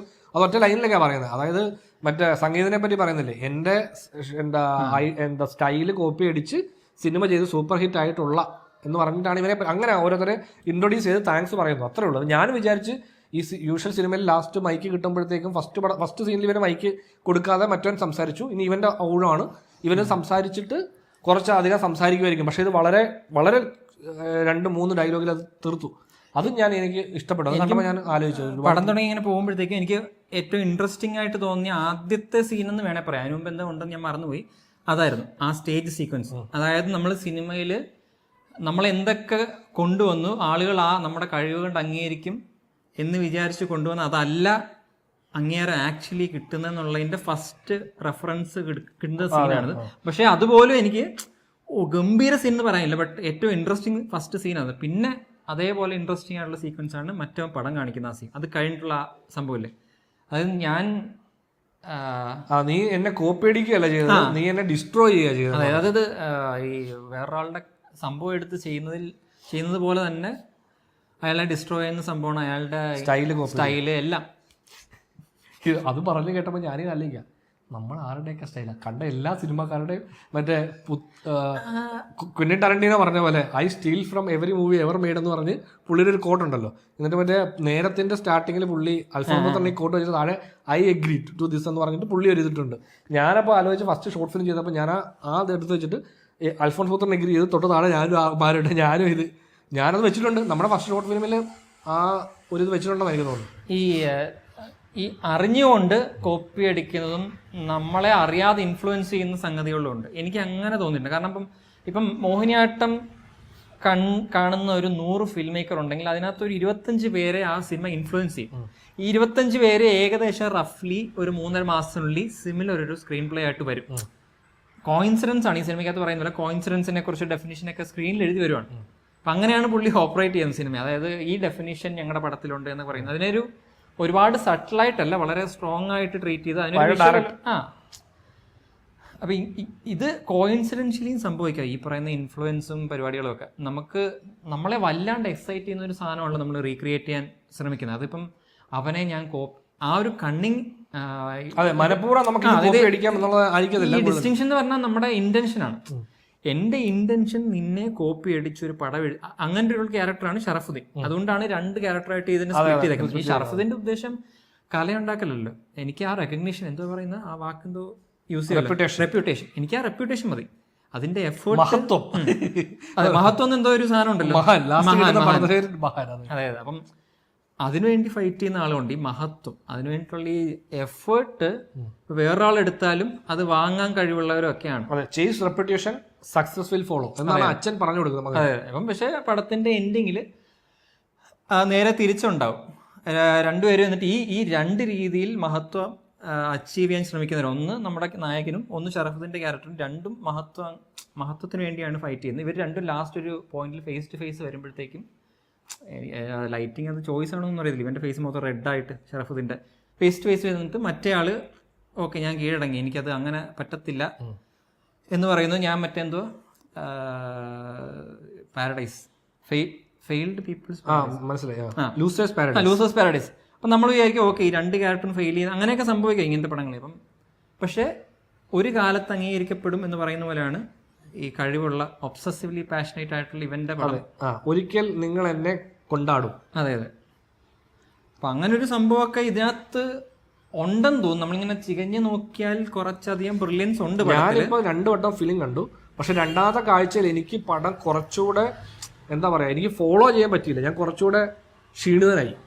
എസ്പെഷ്യലി സെക്കൻഡ് ഹാഫിൽ എനിക്ക് കുറച്ചുകൂടെ അത് ഈ സംഭവം കുറച്ചധികം പറയുന്നുണ്ട്. പക്ഷെ ഈ പറയുന്നതെല്ലാം നമുക്ക് കാണാൻ ഇരിക്കുന്നവർക്ക് വേണ്ടതാണെന്നുള്ളൊരു തിയേറ്ററിലെ റെസ്പോൺസും വളരെ തണുപ്പനാണ്. ഈ എസ്പെഷ്യലി കുറച്ച് തമാശകൾക്ക് ആൾക്കാർ ചിരിച്ചതൊഴിച്ചാൽ അല്ലേ ബാക്കി ത്രൂ ഔട്ട് ഇങ്ങനെ ഒരു ഒരേ ഫീൽ ആയിരുന്നു തിയേറ്ററിനകത്ത്. ഏതെങ്കിലും ഒരു പോയിന്റ് അല്ലേ ചില സിനിമകളിൽ സംഭവിക്കുന്നത് കുറച്ച് കാലം കഴിയുമ്പോൾ ഇപ്പം അധികം ഭയങ്കര അനക്കമില്ല. ഇപ്പം ക്രിട്ടിക്കലി കുറച്ച് അക്ലൈംഡ് ആണെങ്കിലും എനിക്ക് തോന്നുന്നു ഓഡിയൻസിനിടയിൽ നല്ല രണ്ട് ടൈപ്പ് ഓഡിയൻസ് ആണ്. അതായത് ഇതിനൊരു നീഷ് ഓഡിയൻസും ബാക്കിയുള്ള ഓഡിയൻസിനെ സംബന്ധിച്ചോളം ഓക്കെ എടാ കുഴപ്പമില്ല വേണേ കാണാം എന്ന് പറയുന്ന മൈൻഡ്സെറ്റിലാണ് അവർ. അടയാളപ്പെടുത്താൻ പോകുന്ന ഒരു സിനിമ അല്ലാത്തതുകൊണ്ട് തന്നെ കുറച്ചു കാലം കഴിയുമ്പോൾ ചിലർ കണ്ടിട്ട് ഈ പറയുന്ന പോലെ ഇതിന്റെ ഒന്നെങ്കിൽ നല്ല പോയിന്റ്സ് പൊങ്ങി വരും. എന്നിട്ട് പറയും എടാ ഈ സിനിമ എന്തുകൊണ്ടെന്ന് അങ്ങനെ ചർച്ച ചെയ്യാൻ ചാൻസ് ഉള്ളൊരു പടമാണ്. കാരണം കുറച്ചധികം നല്ല എലമെന്റ്സ് ഉണ്ട്. അത് മിക്സ്ഡ് ആയതുകൊണ്ടാണ് നമുക്കിങ്ങനെ ഒരു വാവ് ഇല്ലാത്തത്. കുറച്ചധികം അണ്ടർവെൽമിങ് എലമെന്റ്സ് ഉണ്ട് പടത്തിൽ. പിന്നെ എനിക്ക് ഇഷ്ടപ്പെട്ട എലമെന്റ് ഈ മറ്റേ ജഗദീഷിന്റെ മകന്റെ ക്യാരക്ടർ ഫസ്റ്റ് റിവ്യൂ കിട്ടത്തില്ലേ, അതിനെ നേരിടുമ്പോൾ ഉള്ളൊരു സങ്കടം. പിന്നെ അങ്ങനെയുള്ള ഈ സിനിമയ്ക്ക് ചുറ്റുമുള്ള പെറിഫറൽ എലമെന്റ്സ് ഒക്കെ ഇങ്ങനെ പറഞ്ഞു പോകുന്നുണ്ട്. ഞാൻ വെച്ചാൽ അതൊക്കെ കോമഡി ആയിട്ട് യൂസ് ചെയ്യും. പക്ഷെ ഒരു ജെന്യുവിൻ ഒറ്റ ക്രിട്ടിക്കിനെ ഇതിനകത്ത് പ്രസന്റ് ചെയ്യുന്നുള്ളൂ. അതൊരു ജെന്യുവിൻ ക്രിട്ടിക്ക്. ആ ക്രിട്ടിക്കിനെ കണ്ടപ്പോൾ എൻ്റെ മനസ്സിലെ ആദ്യം റെഫറൻസ് വന്നായിരുന്നു അറിയാം, മനീഷ് നാരായണൻ. നമ്മുടെ ഇന്ത്യ വിഷനിൽ പുള്ളിയുടെ ഒരു ഇതുണ്ടായിരുന്നു. എനിക്ക് ഓർമ്മയുണ്ട്. കാരണം ഞാൻ ഭയങ്കരമായിട്ട് ഫോളോ ചെയ്തുകൊണ്ടിരുന്നു. കാര്യം എല്ലാ വീക്കെൻഡിലും വരുന്നു പുള്ളിയുടെ ആ വീക്കെൻഡിൽ ഇറങ്ങുന്ന പടത്തിന്റെ റിവ്യൂ ഉണ്ടാവും അതിന്. അപ്പം പുള്ളി എന്ത് പറയുന്നു എന്നുള്ളത് നമുക്കൊരു ഭയങ്കര ഇപ്പം എനിക്ക് സിനിമ കണ്ട് ഇഷ്ടപ്പെട്ടു. ഈ സിനിമയ്ക്ക് പുള്ളി നല്ല റിവ്യൂ പറഞ്ഞാൽ എൻ്റെ മനസ്സിൽ ഓക്കെ ഞാനും ആ സിനിമ ചിലപ്പോൾ എനിക്ക് ഇഷ്ടപ്പെട്ട പടത്തെ പുള്ളി ഭയങ്കരമായിട്ട് അത് അത്ര വർക്കല്ല ഭയങ്കര മോശം റിവ്യൂ ആണ് പടം മിഡാണെന്നൊക്കെ പറയുമ്പോൾ നമുക്ക് കുറച്ച് വിഷമം വരും. അതായത് നമുക്ക് ആ സിനിമ ഭയങ്കര ആസ്വദിക്കാൻ പറ്റില്ല. എന്തുകൊണ്ട് പുള്ളിക്ക് പറ്റില്ല? കാരണം നമ്മൾ ചിന്തിക്കുന്നത് പുള്ളിയും നമ്മളൊക്കെ ഒരേ വേവ് ലെങ്താണ്. ഏത് അങ്ങനെയാണ് നമ്മുടെ ഒരു ചിന്താഗതി. ഒരേ വേവ് ലെങ്താണെന്ന് നമ്മൾ ചിന്തിക്കുക ഒരു പോയില്ല. അതായത് നമ്മളിങ്ങനെ കുറച്ച്, അതായത് ഇവർക്ക് ഇഷ്ടപ്പെടുന്ന സിനിമകൾ നമുക്ക് ഇഷ്ടപ്പെടുന്നു പറയുമ്പോഴത്തേക്കും നമ്മളെപ്പോഴും നമ്മളെ മറ്റൊരാളുമായിട്ട് താരതമ്യം ചെയ്യും. അത് നമ്മൾ മനഃപൂർവ്വം അല്ലെങ്കിലും ആണെങ്കിലും അത് നമ്മുടെ ഉള്ളിനുള്ളിൽ നടക്കും എപ്പോഴും. അതിന്റെ ഭാഗമായിട്ട് സിനിമ കണ്ടിട്ട് ഇപ്പം ഇവനെന്ത് തോന്നി എന്ന് എനിക്ക് അറിയാനൊരു ആഗ്രഹം ഉണ്ടാവും. ഇവന് വർക്കായില്ല. അപ്പൊ എനിക്കുണ്ട്. അതായത് ഈ സിനിമ കഴിഞ്ഞ് കഴിഞ്ഞപ്പോഴത്തേക്കും എൻ്റെ മനസ്സിൽ ആദ്യം വന്നത് ചേട്ടനില്ലാതെ നഷ്ടം. അപ്പോൾ എൻ്റെ മനസ്സിൽ പുള്ളിക്ക് ഇതിനകത്ത് ഇന്ന കാര്യങ്ങളൊക്കെ പ്രശ്നമാകും, പുള്ളിക്ക് ഇത് കുറച്ചുകൂടെ എന്നേക്കാൾ കുറച്ചേ വർക്കാൻ ചാൻസ് ഉള്ളൂ എനിക്ക് ആദ്യമേ ഒരു ധാരണയുണ്ട്. അപ്പോൾ ഞാൻ എന്താണെന്ന് വെച്ച് കഴിഞ്ഞാൽ നമ്മുടെ മറ്റൊരു ഫ്രണ്ടിനെ വിളിച്ചിട്ട് അവന് പടം വർക്കായില്ല. അപ്പോൾ അവൻ എന്നോട് പറഞ്ഞപ്പോൾ അവൻ ചോദിച്ചു വിശാലൻ എന്താ പറഞ്ഞു. ഞാൻ പറഞ്ഞു പുള്ളി പടം കണ്ടില്ല, പക്ഷേ പുള്ളിയുടെ ചാൻസും പുള്ളിക്ക് കുറച്ച് പാടായിരിക്കും വർക്കാവാനെന്ന് ഞാനിങ്ങനെ അവനോട് പറയാം. കാരണം അതുപോലെ തന്നെയാണ് ഇവിടെ സംഭവിച്ചത്. അത് നമുക്ക് കുറേ നാളായിട്ട് ഒരാളുടെ പടം കാണുന്നത് അയാൾ അതിനെ എങ്ങനെ കാണുന്നുള്ളതിനെ പറ്റി അറിയാവുന്നതുകൊണ്ടാണ് അത് നമുക്ക് മുൻകൂട്ടി ഒരു ധാരണ ഉണ്ടാകുന്നത്. പിന്നെ നമ്മൾ കുറച്ചാളും ഈ കോക്കിൻ്റെ ഒക്കെ ഇഷ്യൂ ഉണ്ടായപ്പോഴത്തേക്ക് നമ്മൾ വിചാരിച്ചൊരു കാര്യമാണ് ഒരു റിവ്യൂ. നമ്മളിപ്പം റിവ്യൂ എന്ന പദത്തെ റീഡിഫൈൻ ചെയ്ത് ഡിസ്കഷൻ ആക്കി. പക്ഷെ നമ്മളിങ്ങനെ എന്താണ് റിവ്യൂ, എങ്ങനെ റിവ്യൂ ചെയ്യണം എന്നുള്ളൊരു വീഡിയോ ചെയ്യണമെന്ന് നമ്മളിങ്ങനെ ആലോചിച്ചു. ഒരു പോഡ്കാസ്റ്റ് പോലെ എങ്ങനെയാണ് റിവ്യൂവിനെ സമീപിക്കേണ്ടത്, അതിൻ്റെ ഒരു കൺസൈസ് വേർഷൻ ഇതിനകത്ത് ആ ക്യാരക്ടർ, ഈ റിവ്യൂ ചെയ്യുന്ന ക്യാരക്ടർ പറയുന്നുണ്ട് എങ്ങനെ റിവ്യൂവിനെ സമീപിക്കണം. ഇതിൻ്റെ മെയിൻ പർപ്പസ് എന്ന് പറഞ്ഞാൽ ഇത് കേൾക്കുന്ന ഓഡിയൻസിന് എങ്ങനെ സിനിമയെ സമീപിക്കാം, ഒരു ഫിലിം ലിറ്ററസി ഉണ്ടാക്കാൻ ആ റിവ്യൂ സഹായിക്കണം എന്ന രീതിക്കാണ് വളരെ കൺസൈസ് ആയിട്ട്. അത് നല്ല സംഭവം. അവിടെയാണ് എനിക്ക് മനസ്സിലായത്, ഓക്കെ ഇതിനെ ഒരു കോമഡി ക്യാരക്ടറായിട്ടല്ല ഇവർ പ്രസന്റ് ചെയ്യുന്നത്, ജെന്യുവൻ റിവ്യൂ ആണ്. ഇതൊരു ത്രൂ ഔട്ട് പടത്തിലുണ്ടല്ലോ ഈ പറയുന്ന എല്ലാവരും വാല്യൂ ചെയ്യുന്നുണ്ട്. ഇപ്പൊ ഈ മറ്റേ ഷോർട്ട് ഫിലിം ഫെസ്റ്റിനൊക്കെ പുള്ളിയെ കൊണ്ട് ഇരുത്തുന്നു.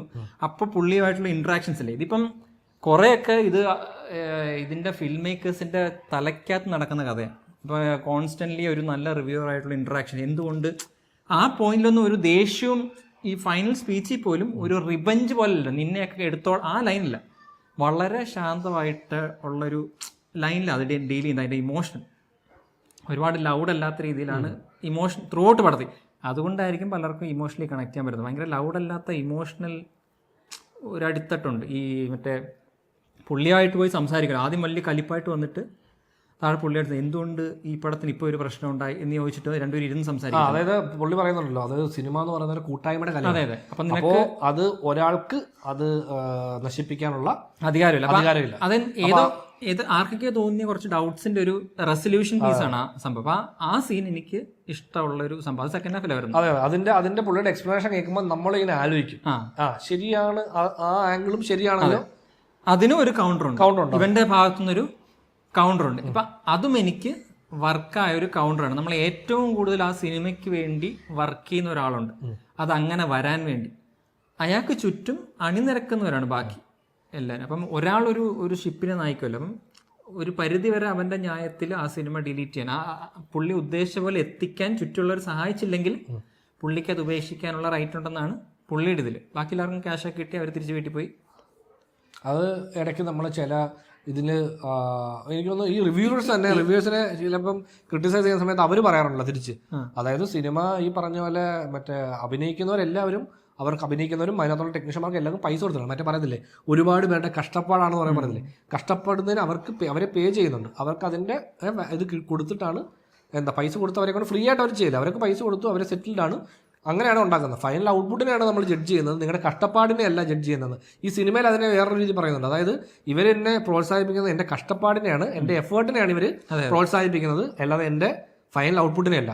അതാണ് ഈ സിനിമയിൽ പുള്ളി പറഞ്ഞു വെക്കാൻ ഉദ്ദേശിച്ചത്. അതായത് സിനിമയെയാണ് നിങ്ങൾ ജഡ്ജ് ചെയ്യേണ്ടത്, ആ സിനിമയുടെ പുറകിൽ എത്ര തവണ കഷ്ടപ്പെട്ടു എന്നതിനെ അല്ല ജഡ്ജ് ചെയ്യേണ്ടത് എന്നുള്ളതാണ് സിനിമയിൽ പറയാൻ ഉദ്ദേശിച്ചത്. നമ്മളിത് എയുടെ വീഡിയോക്കകത്ത് പറഞ്ഞു, അതായത് ഇപ്പം നിങ്ങളിത് പ്രാക്ടിക്കലായിട്ടാണോ ഷൂട്ട് ചെയ്തത്, VFX ഉപയോഗിച്ചോ AI ഉപയോഗിച്ചോ എന്നുള്ളതല്ല, ഫൈനൽ റിസൾട്ട് നമ്മൾ കാശ് കൊടുത്ത് തിയേറ്ററിൽ പോയി കാണുന്ന ഫൈനൽ റിസൾട്ട് നമ്മളുമായിട്ട് കണക്ട് ആയില്ലെങ്കിൽ നിങ്ങൾ ഇതിന്റെ പിന്നിൽ എന്തൊക്കെ ചെയ്യുന്നു.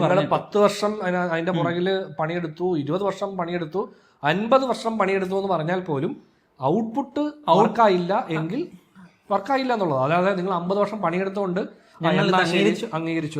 നമുക്ക് ആ എഫേർട്ടിനെ അംഗീകരിക്കാം, അതേസമയം തന്നെ ഔട്ട്പുട്ടിനെ തിരസ്കരിക്കാം. ഇത് രണ്ടും സെപ്പറേറ്റ് ആയിട്ട് കാണുക എന്നുള്ളൊരു ലൈനാണ്. എഫേർട്ട് എടുത്തു, നല്ല കാര്യം, ഗുഡ് ജോബ്, നമ്മൾ കൈയടിക്കാം. എഫേർട്ട് അതുകൊണ്ട് മാത്രം ഈ സിനിമയെ നമ്മൾ ആക്സെപ്റ്റ് ചെയ്യണമെന്ന് നിർബന്ധം പിടിക്കരുത് എന്ന് മാത്രമേ ഉള്ളൂ. അതെ അതെ. നമുക്കും അത് നമ്മൾ ചെയ്തിട്ടുള്ള ചെറിയ ചെറിയ ചെറിയ വർക്ക് ഔട്ട് കൊടുത്ത് അതൊരാൾ അംഗീകരിച്ചില്ലെങ്കിൽ സങ്കടം തോന്നുമെങ്കിലും നമുക്കത് മനസ്സിലാക്കാൻ പറ്റുമോ? അതെ, അതായത് എനിക്ക് മനസ്സിലായപ്പോൾ നമ്മൾ ചെയ്ത വളരെ ചെറിയ ഷോർട്ട് ഫിലിമുകൾ തന്നെ ഇതിന്റെ ഫൈനൽ സ്റ്റേജിൽ നമുക്ക് തന്നെ ഒരു ധാരണയുണ്ടോ. ഇപ്പം ഞാൻ ഒരിക്കലും ചെയ്തു വെച്ച വർക്കിൽ ഭയങ്കരമായിട്ട് മറ്റേ അടിപൊളി സാധനം ചെയ്തു അങ്ങനെ തോന്നിയിട്ടില്ല. നമുക്ക് എപ്പോഴും നമുക്കതിന്റെ ഇത് എങ്ങനെ സ്വീകരിക്കപ്പെടും, ഇതിന് ആൾക്കാർ എന്തൊക്കെ പറയും, എന്തൊക്കെ പ്രശ്നം ഉണ്ടെന്ന് നമുക്ക് വ്യക്തമായിട്ട് അറിയാം. ഇതിനകത്ത് ആ മെയിൻ ക്യാരക്ടർ പോലെ ഉണ്ടായിട്ട് ഇത് ബ്ലോക്ക് ബസ്റ്റർ ആണെന്ന് സ്ക്രിപ്റ്റ് വായിച്ചിട്ട് തന്നെ അവന് ഒരു കൺവിക്ഷൻ. അതെ, കൺവിക്ഷൻ. അപ്പൊ നമുക്ക് തന്നെ ഇത് കാണുമ്പോൾ നമ്മുടെ വർക്ക് പോലും നമുക്കറിയാം ഇത് ഇങ്ങനെ ആയിരിക്കും, ഇത് ഇത്രയേ ഉള്ളൂ, ഇതിന് ഇത്രയും ക്വാളിറ്റി ഉള്ളൂ, ഇതിന്റെ വിധി ഇതാണ് എന്ന് നമുക്ക് നല്ലപോലെ അറിയാം. പക്ഷെ നമ്മൾ ഒരിക്കലും ഈ പറഞ്ഞ പോലെ നമ്മൾ അതിൽ അഭിമാനം കൊള്ളുന്ന ഒരാളല്ല. ഇങ്ങനെ എടുത്തു വെച്ചു. അതുകൊണ്ടാണ് നമ്മൾ എക്സ്പെക്ട് ചെയ്യും ഒരു റെസ്പോൺസ് നമ്മൾ എക്സ്പെക്ട്. ഈ സിനിമയിൽ ഇവൻ മറ്റേ വീട്ടുകാരോട് ഇവന്റെ കൂട്ടുകാരോട് ചോദിക്കുന്നത് എന്തായി പടം എങ്ങനെ ചോദിക്കുന്ന കൂട്ടുകാർ ഇങ്ങനെ ഇരുന്നിട്ട് കുഴപ്പമില്ലാന്ന് പറയും. നമ്മൾ സത്യം പറയണമെന്ന് പറയും. അതായത് ബേസിക്കലി നമ്മളെല്ലാവരും എപ്പോഴും ഇതാണ് നമ്മുടെ കൂട്ടുകാരും നമ്മുടെ വീട്ടുകാരൊക്കെ നമ്മൾ ചെയ്യുന്ന പ്രോഡക്റ്റിനെ എപ്പോഴും പ്രോത്സാഹിപ്പിക്കും. ആ പ്രോത്സാഹനം എന്ന് പറഞ്ഞാൽ നമുക്ക് തരുന്ന പ്രോത്സാഹനം, നമ്മുടെ ആ എഫേർട്ടിൽ തരുന്ന പ്രോത്സാഹനമാണ്. അവർക്ക് ഫൈനൽ ഔട്ട്പുട്ട് എപ്പോൾ കാണുമ്പോഴും ഇതൊരു അമച്ചർ പരിപാടിയാണ്, ഇതൊരു ചെറിയ ഷോർട്ട് ഫിലിം അല്ലേ, ഇതിനകത്തിപ്പോൾ എന്താ നീ വലിയ കാര്യമായിട്ട് ചെയ്തേക്കുന്നുള്ളൊരു ചിന്ത അവരുടെ ഉള്ളിൽ ഉണ്ടാവാതിരിക്കാം. സ്റ്റിൽ അവർ അതിനെയല്ല, ഞാൻ ആ എഫേർട്ട് എടുത്തതിനായിരിക്കും ഇവർ കൈയടിക്കുക. അവന്റെ പാഷൻ അല്ലേ അത്. അതെ, അവനെ നമ്മൾ കൈയടിച്ചു വിട്ടാൽ ഇവൻ വളരുമല്ലോ, ഇവന് നാളെ വീണ്ടും ഒരു പടം ചെയ്യാനുള്ള ഒരു പ്രോത്സാഹനമാവട്ടെ എന്നുള്ള രീതിയിലാണ്. ബട്ട് അതിന് പകരം എനിക്ക് വേണ്ടത് ഭയങ്കര ഞാൻ ചെയ്ത വർക്കിനെ മാത്രമായിട്ട് നിങ്ങൾ അതെ അത് നമുക്ക് കിട്ടുമ്പോഴാണ് നമുക്ക് നിന്റെ വർക്ക് കൊള്ളാം, നീ എങ്ങനെ വേണേ എടുത്തോ, പക്ഷെ സാധനം നമുക്ക് വർക്കായി എന്ന് പറയുന്നു. ഇപ്പം അതിന്റെ തന്നെ വേറൊരു വേർഷനാണ് ഇതിന്റെ ഈ പറയുന്ന പോലെ മറ്റേ എന്റെ ഐഡന്റിറ്റിക്ക് കൊടുക്കുന്നത്. അതായത് ഒന്നെങ്കിൽ എഫേർട്ട് അല്ലെങ്കിൽ ഐഡന്റിറ്റി. ഓ, നീ ഇത്ര കഷ്ടപ്പാടിൽ നിന്ന് വന്നയാളാണോ, അങ്ങനെയാണെ പടം കൊള്ളാടാ എന്ന ഒരു സംഭവം ഉണ്ടല്ലോ. അത് പടത്തിന് കിട്ടുന്ന അംഗീകാരമല്ല, നിങ്ങളുടെ വർക്ക് അല്ലെങ്കിൽ ഐഡന്റിറ്റി വേറെ ഫാക്ടേഴ്സിനാണ് ആ കയ്യടി കിട്ടുന്നത്. അപ്പൊ അത് ചിലർക്ക് ഇത് പാഷനേറ്റ് ആയിട്ട് നല്ലൊരു സിനിമ എടുക്കണമെന്ന് ഇറങ്ങുന്നവർക്ക് കുറച്ചത് എന്താ പറയാ, അതായത് നിങ്ങൾ എന്റെ പടം കണ്ടിട്ട് കൊള്ളത്തില്ല, അത് ഇഷ്ടപ്പെട്ടില്ല എന്ന് പറയുന്നതാണ് എനിക്കിഷ്ടം. കാര്യം എന്താ വെച്ച് കഴിഞ്ഞാൽ അതുകൊണ്ട് മാത്രമേ എനിക്ക് അടുത്ത പടം ചെയ്യുമ്പോൾ അല്ലെങ്കിൽ അടുത്തൊരു വർക്ക് ചെയ്യുമ്പോൾ എനിക്ക് എന്തെങ്കിലും കാര്യങ്ങളിലായിട്ട് എനിക്ക് കാര്യമായിട്ട് എന്തെങ്കിലും അതിനകത്ത് മാറ്റം വരുത്താനേ പറ്റത്തുള്ളൂ. ഇപ്പൊ എന്നെ എല്ലാവരും കണ്ടിട്ട് എന്റെ അടുത്തേക്ക് എല്ലാവരും കൈയടിച്ച് പ്രോത്സാഹിപ്പിച്ചാണെന്നുള്ള നല്ല സാധനം എന്ന് പറഞ്ഞാൽ എനിക്ക് അടുത്ത പടം ചെയ്യുമ്പോൾ എൻ്റെ മനസ്സിലുണ്ടാകുന്നത് ഇവെല്ലാവർക്കും വർക്കായി കുഴപ്പമില്ല, അതല്ല നമുക്ക് വേണ്ടത്. നമുക്ക് കട്ട് ആൻഡ് റൈറ്റ് ആയിട്ട് അതിന്റെ റിസൾട്ട് അറിയണം. നമ്മൾ പറഞ്ഞു വന്നുകൊണ്ടിരുന്ന ഇടയ്ക്ക് കറണ്ട് പോകുന്നതുകൊണ്ട് കട്ട് ചെയ്യുന്നതാണ്. അതെ, ഇവിടെ ഇന്ന് ഇതിന്റെ ഡിസ്കഷൻ എടുക്കാതിരുന്നപ്പോൾ ടൂ മച്ച് പ്രശ്നങ്ങൾ.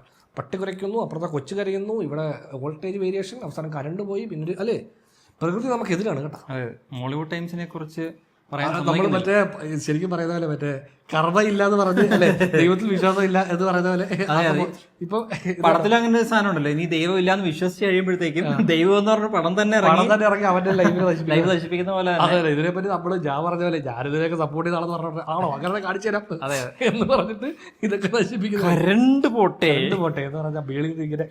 അതെ, അതൊക്കെ നമ്മള് പറഞ്ഞുകൊണ്ടിരുന്നത് ഈ ഐഡന്റിറ്റി ബേസ്ഡ് അംഗീകാരം കൊടുക്കൽ. ഇപ്പം നമുക്കൊരാള് ഈ അണ്ടർഡോഗ് പൊസിഷനിൽ നിന്ന് ഒരാൾ പൊങ്ങി വരുമ്പോഴത്തേക്കും അയാളുടെ അണ്ടർഡോഗ് പൊസിഷനെ നമ്മൾ അംഗീകരിച്ചു വിടുമല്ലോ. പക്ഷെ ആ രീതിയിലുള്ള അംഗീകാരത്തിന്റെ പ്രശ്നം എന്താണെന്ന് വെച്ചാൽ കുറച്ചധികം പേര് അണ്ടർഡോഗ് അല്ലേ പോലും ആ ഐഡന്റിറ്റിക്ക് വേണ്ടി ഫൈറ്റ് ചെയ്യും. ഞാനൊരു അണ്ടർഡോഗാണ്, എൻ്റെ ഈ പൊസിഷനെ നിങ്ങൾ അംഗീകരിച്ചുകൊണ്ട് ഞാൻ ചെയ്ത വർക്ക് എത്ര മോശമാണേലും നിങ്ങളതിനെ അംഗീകരിക്കണം എന്നൊരു സ്റ്റാൻസ് ഒരുപാട് പേരെടുക്കും. അങ്ങനത്തെ ഒരാളാണ് മറ്റേ സംഗീത ചെയ്ത ക്യാരക്ടർ.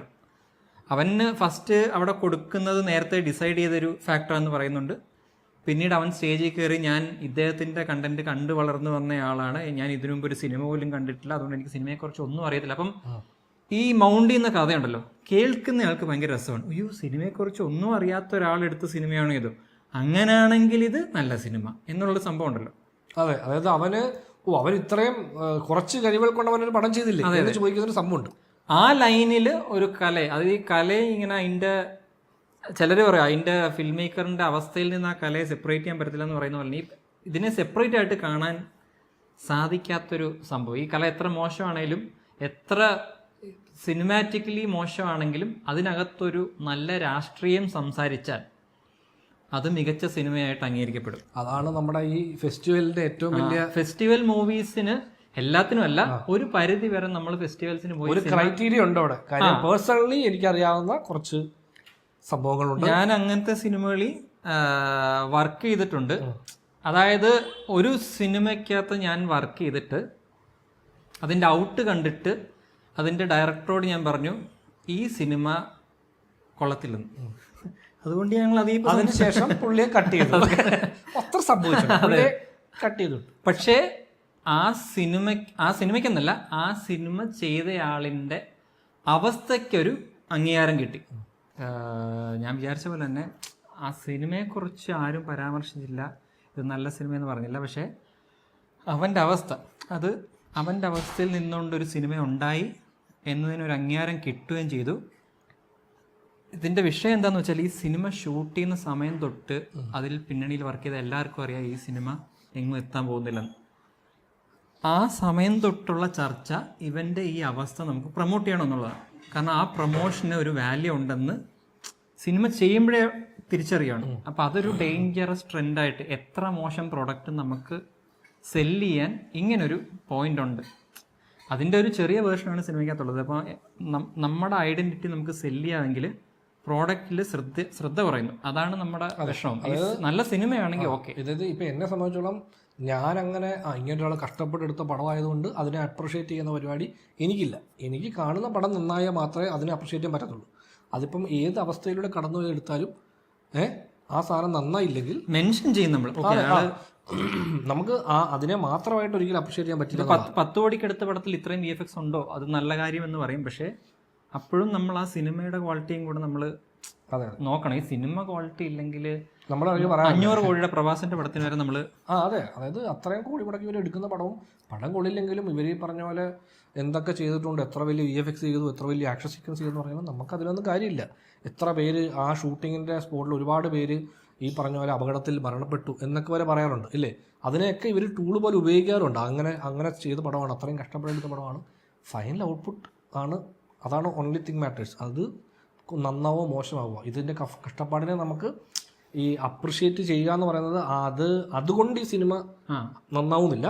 അതിനെ നമുക്ക് വേണമെങ്കിൽ അത്രയും കഷ്ടപ്പെട്ടു ഓക്കെ എന്ന് പറഞ്ഞ് കൈയടിച്ച് വിടാമെന്നല്ലാതെ ആദ്യം പടം നന്നായില്ലെങ്കിൽ നമ്മൾ അതെ. എനിക്കിതിനകത്ത് ഇപ്പം ഒരാളുടെ മരണം ഉണ്ടാകുമ്പോൾ ആദ്യം പറയുന്നത് എടാ ചുളുവിനൊരു സൂപ്പർ ഹിറ്റ് കിട്ടിയല്ലോ, ആ ഒരു എലമെന്റ് എനിക്ക് ജനനായകനായിട്ട് ലിങ്ക് ചെയ്യാൻ തോന്നി. അതായത് ജനനായകൻ എന്ന് പറഞ്ഞാൽ പുള്ളിയുടെ ലാസ്റ്റ് പടം എന്നുള്ളതാണ്. ആ പടം എങ്ങനത്തെ ഒരു പടമാണെങ്കിലും ആ പടത്തിന്റെ ഒരു വിജയ ഫോർമുല പോലെയാണ് ലാഭം ഉണ്ടാവും എന്നുള്ളതാണ്. എന്ന് പറയുന്നതാണ് ഈ പടത്തിനകത്ത് മെയിൻ നായകൻ മരിക്കുമ്പോൾ പ്രൊഡ്യൂസർ കാണുന്നത് ഇത് വെച്ചിട്ട് ഈ പടം ഇപ്പോൾ റിലീസ് ചെയ്താൽ ആ ഒരു സിമ്പതി വേവിൽ. അപ്പം അത് ഈ ഫോർമാറ്റിന്, സിനിമ എന്ന ഫോർമാറ്റ് നല്ലതാവണമെന്ന് വിചാരിക്കുന്ന ഫിൽം മേക്കേഴ്സ് ഉണ്ട് ഒരുപാട് പേര്. അവരെ സംബന്ധിച്ച് അത് കുറച്ച് വിഷയമാവും. അതായത് വിഷയം എന്നല്ല, ഇതെല്ലാം ഇങ്ങനെയെല്ലാം ചിന്തിക്കുന്ന ഒരാളാണ് അഭിനവ് സുന്ദർ നായക് അല്ലെ എന്നാണ് നമുക്ക് സിനിമ കാണുമ്പോൾ ഫീൽ ചെയ്യുന്നത്. അത് അദ്ദേഹത്തിന് ഈ പ്രോഡക്റ്റിൽ മാത്രമാണ് പുള്ളിയെ സംബന്ധിച്ചോളം ഏറ്റവും വലിയ പുള്ളിയുടെ ചിന്തകൾ അറേഞ്ച് ചെയ്ത് വെച്ചിരുന്ന ഒരു സിനിമയാണ്. അതിനകത്ത് ഇടയ്ക്കൊരു ഒരു നായിക കഥാപാത്രം വന്നൊരു ഇഷ്ടം പറയുമ്പോൾ പോലും തിരിച്ച് ഇഷ്ടം ഉണ്ടായിട്ടും തൽക്കാലം നമ്മൾ സിനിമയെ നീ നായിക എന്ന എലമെന്റ് മാറ്റി വെക്കുക എന്ന ലൈനിലാണ്. അതെ, അതാ കാരണം പുള്ളി പടത്തിന് ഓപ്പണിംഗിൽ ആദ്യം ഡിയർ പൊന്നി എന്ന് പറഞ്ഞ് പുള്ളിയുടെ എക്സ് വൈഫിനും കുട്ടിക്കാണെന്ന് തോന്നുന്നു ഒരു താങ്ക്സ് കാർഡ് വെച്ചിട്ടുണ്ട്. അതെ, എക്സ് വൈഫാന്ന് തോന്നുന്നു. അതെ, ഇപ്പൊ എന്റെ കൂടെ ഇല്ലെങ്കിലും എന്ന് പറഞ്ഞൊരു എലമെന്റ് ഉണ്ട്. ആ പുള്ളി ആക്ച്വലി കംപ്ലീറ്റ്ലി സിനിമയിൽ തന്നെ ഫോക്കസ് ചെയ്യുന്ന ഒരാളാണെന്ന് തോന്നുന്നു. അതെ, വർക്കഹോളിക്. അതെ, പുള്ളി അതിൽ ഭയങ്കര ഒബ്സസ്ഡ് ആണ്. ഫിലിമിൽ സിനിമയിൽ ഒബ്സസ്ഡ് ആണ് എന്നാണ് തോന്നുന്നത്. ഇതിങ്ങനെ വരണമെന്ന് വിചാരിച്ചാൽ അത് അങ്ങനെ വരാൻ വേണ്ടി ചുറ്റും ഒരുപാട് പേര് കാണുമല്ലോ, എടാ ഇതൊക്കെ ഇത്രയേ ഉള്ളൂ, ഇതാരും ശ്രദ്ധിക്കാൻ പോകുന്നില്ല, അല്ലെങ്കിൽ അതിൻ്റെ അത്രയേ ഉള്ളൂ എന്ന് പറഞ്ഞാൽ പോലും ഇല്ല, അവിടെ കൊണ്ട് എത്തിക്കാൻ എന്തൊക്കെ ചെയ്യാം. ഞാൻ എടുത്തൊരു ഡിസിഷൻ ഉണ്ട്, അതാണ് എൻ്റെ ഡെസ്റ്റിനി. മറ്റേ ഓപ്പോസിറ്റ് ക്യാരക്ടർ ചിന്താഗതി വേറെ ആയതുകൊണ്ട് പുള്ളി വിചാരിക്കുന്നത് എവിടുന്നോ ഉള്ള ശക്തികൾ എന്നെ ഒരിടത്ത് കൊണ്ട് എത്തിക്കും എന്ന് വിചാരിക്കുന്ന ആളാണ് മറ്റേ ഓപ്പോസിറ്റ് സംഖ്യൻ്റെ ആൾക്കാർ. പക്ഷേ പുള്ളി പറയുന്നതല്ല, ഞാൻ എടുക്കുന്നത് കൊണ്ട് ഞാൻ അവിടെ എത്തി എന്ന് വിശ്വസിക്കുന്ന ആളാണ് നസ്ലിൻ്റെ ആൾക്കാർ. അപ്പോൾ ഇതൊക്കെ നമുക്കിങ്ങനെ ചർച്ച ചെയ്യാൻ പെറിഫറൽ കുറേ പരിപാടികളുണ്ട്. ഇപ്പം നമ്മൾ ഈ വീഡിയോയിൽ പോലും ഒരുപാട് പറഞ്ഞത് ഇതിനകത്ത് പറയുന്ന ഒരുപാട് നല്ല എലമെന്റുകളെ പറ്റി നമ്മൾ കുറച്ച് നമ്മുടെ ഒപ്പീനിയൻ പറയുന്ന പോലെ ഒരു പോയിന്റ് ഓഫ് വ്യൂ പറയുന്ന പോലെ പകുതി സിനിമയിൽ നിന്ന് കിട്ടി, ബാക്കി പകുതി നമ്മൾ സൃഷ്ടിച്ചെടുത്ത പോലെ ഫീലിംഗ് ആണ്. അല്ല, നമ്മളിപ്പോൾ പറഞ്ഞതിനകത്ത് ഒരുപാട് സിനിമയ്ക്കകത്ത് ഈ സിനിമയെ നമ്മൾ ഒരുപാട് സിനിമയെ പറ്റി സംസാരിച്ചു. നമ്മൾ തുടക്കത്തിൽ കുറച്ച് സംസാരിച്ചു കഴിഞ്ഞാൽ പിന്നെ നമ്മൾ പറഞ്ഞതെല്ലാം സിനിമയ്ക്കകത്ത് പല ഐഡിയോളജിയെ പറ്റി നമ്മുടെ ഒരു കാഴ്ചപ്പാടിനെ പറ്റി കൂടുതൽ ഡിസ്കസ് ചെയ്തിരിക്കും. പിന്നെ ഞാൻ എക്സ്പെക്ട് ചെയ്യാതെ കുറച്ച് ട്രോൾ ചെയ്തതാണോന്ന് അറിയില്ല, ഈ കുറച്ച് മറ്റൊരു ഫിലിം മേക്കറിന്റെ ഫിലിമോഗ്രഫിയുടെ കുറച്ച് റെഫറൻസുകളുണ്ട്. ഈ സംഗീതിന്റെ ക്യാരക്ടർ എടുക്കുന്ന സിനിമയുടെ ആദ്യത്തെ പേര് ആഫ്റ്റർ പാർട്ടി ആഫ്റ്റർ പാർട്ടി. അപ്പം നമ്മൾ അത് കഴിഞ്ഞാൽ സെക്കൻഡ് പാർട്ട് എടുക്കാൻ വരുമ്പം പുള്ളിയോട് പറയുന്നുണ്ട് അതിന് കഥ വേണ്ടേ, അവനിൽ ഇല്ലല്ലോ എന്ന് പറയുന്നത്. അത് നമുക്ക് പണ്ട് പോലെ ഈ ഒരുപാട് പേര് ഈ സോഷ്യൽ മീഡിയയിൽ പറയുന്ന ഒരു തമാശക്ക് പറയുന്ന ഒരു സംഭവമാണ്. അതായത് ബിഗ് ബിയുടെ സെക്കൻഡ് പാർട്ട്, ബിഗ് ബി എന്ന് പറയുന്നത് ഫോർ ബ്രദേഴ്സിന്റെ ഒരു അൺഒഫീഷ്യൽ റീമേക്ക് എന്നാണല്ലോ പറയുന്നത്. സോ അപ്പോൾ ബിഗ് ബ്രദറിന്റെ പലർക്കും അത് ബെറ്റർ റീമേക്ക് ആണ്, എനിക്കും ബെറ്റർ റീമേക്ക് ആണ്.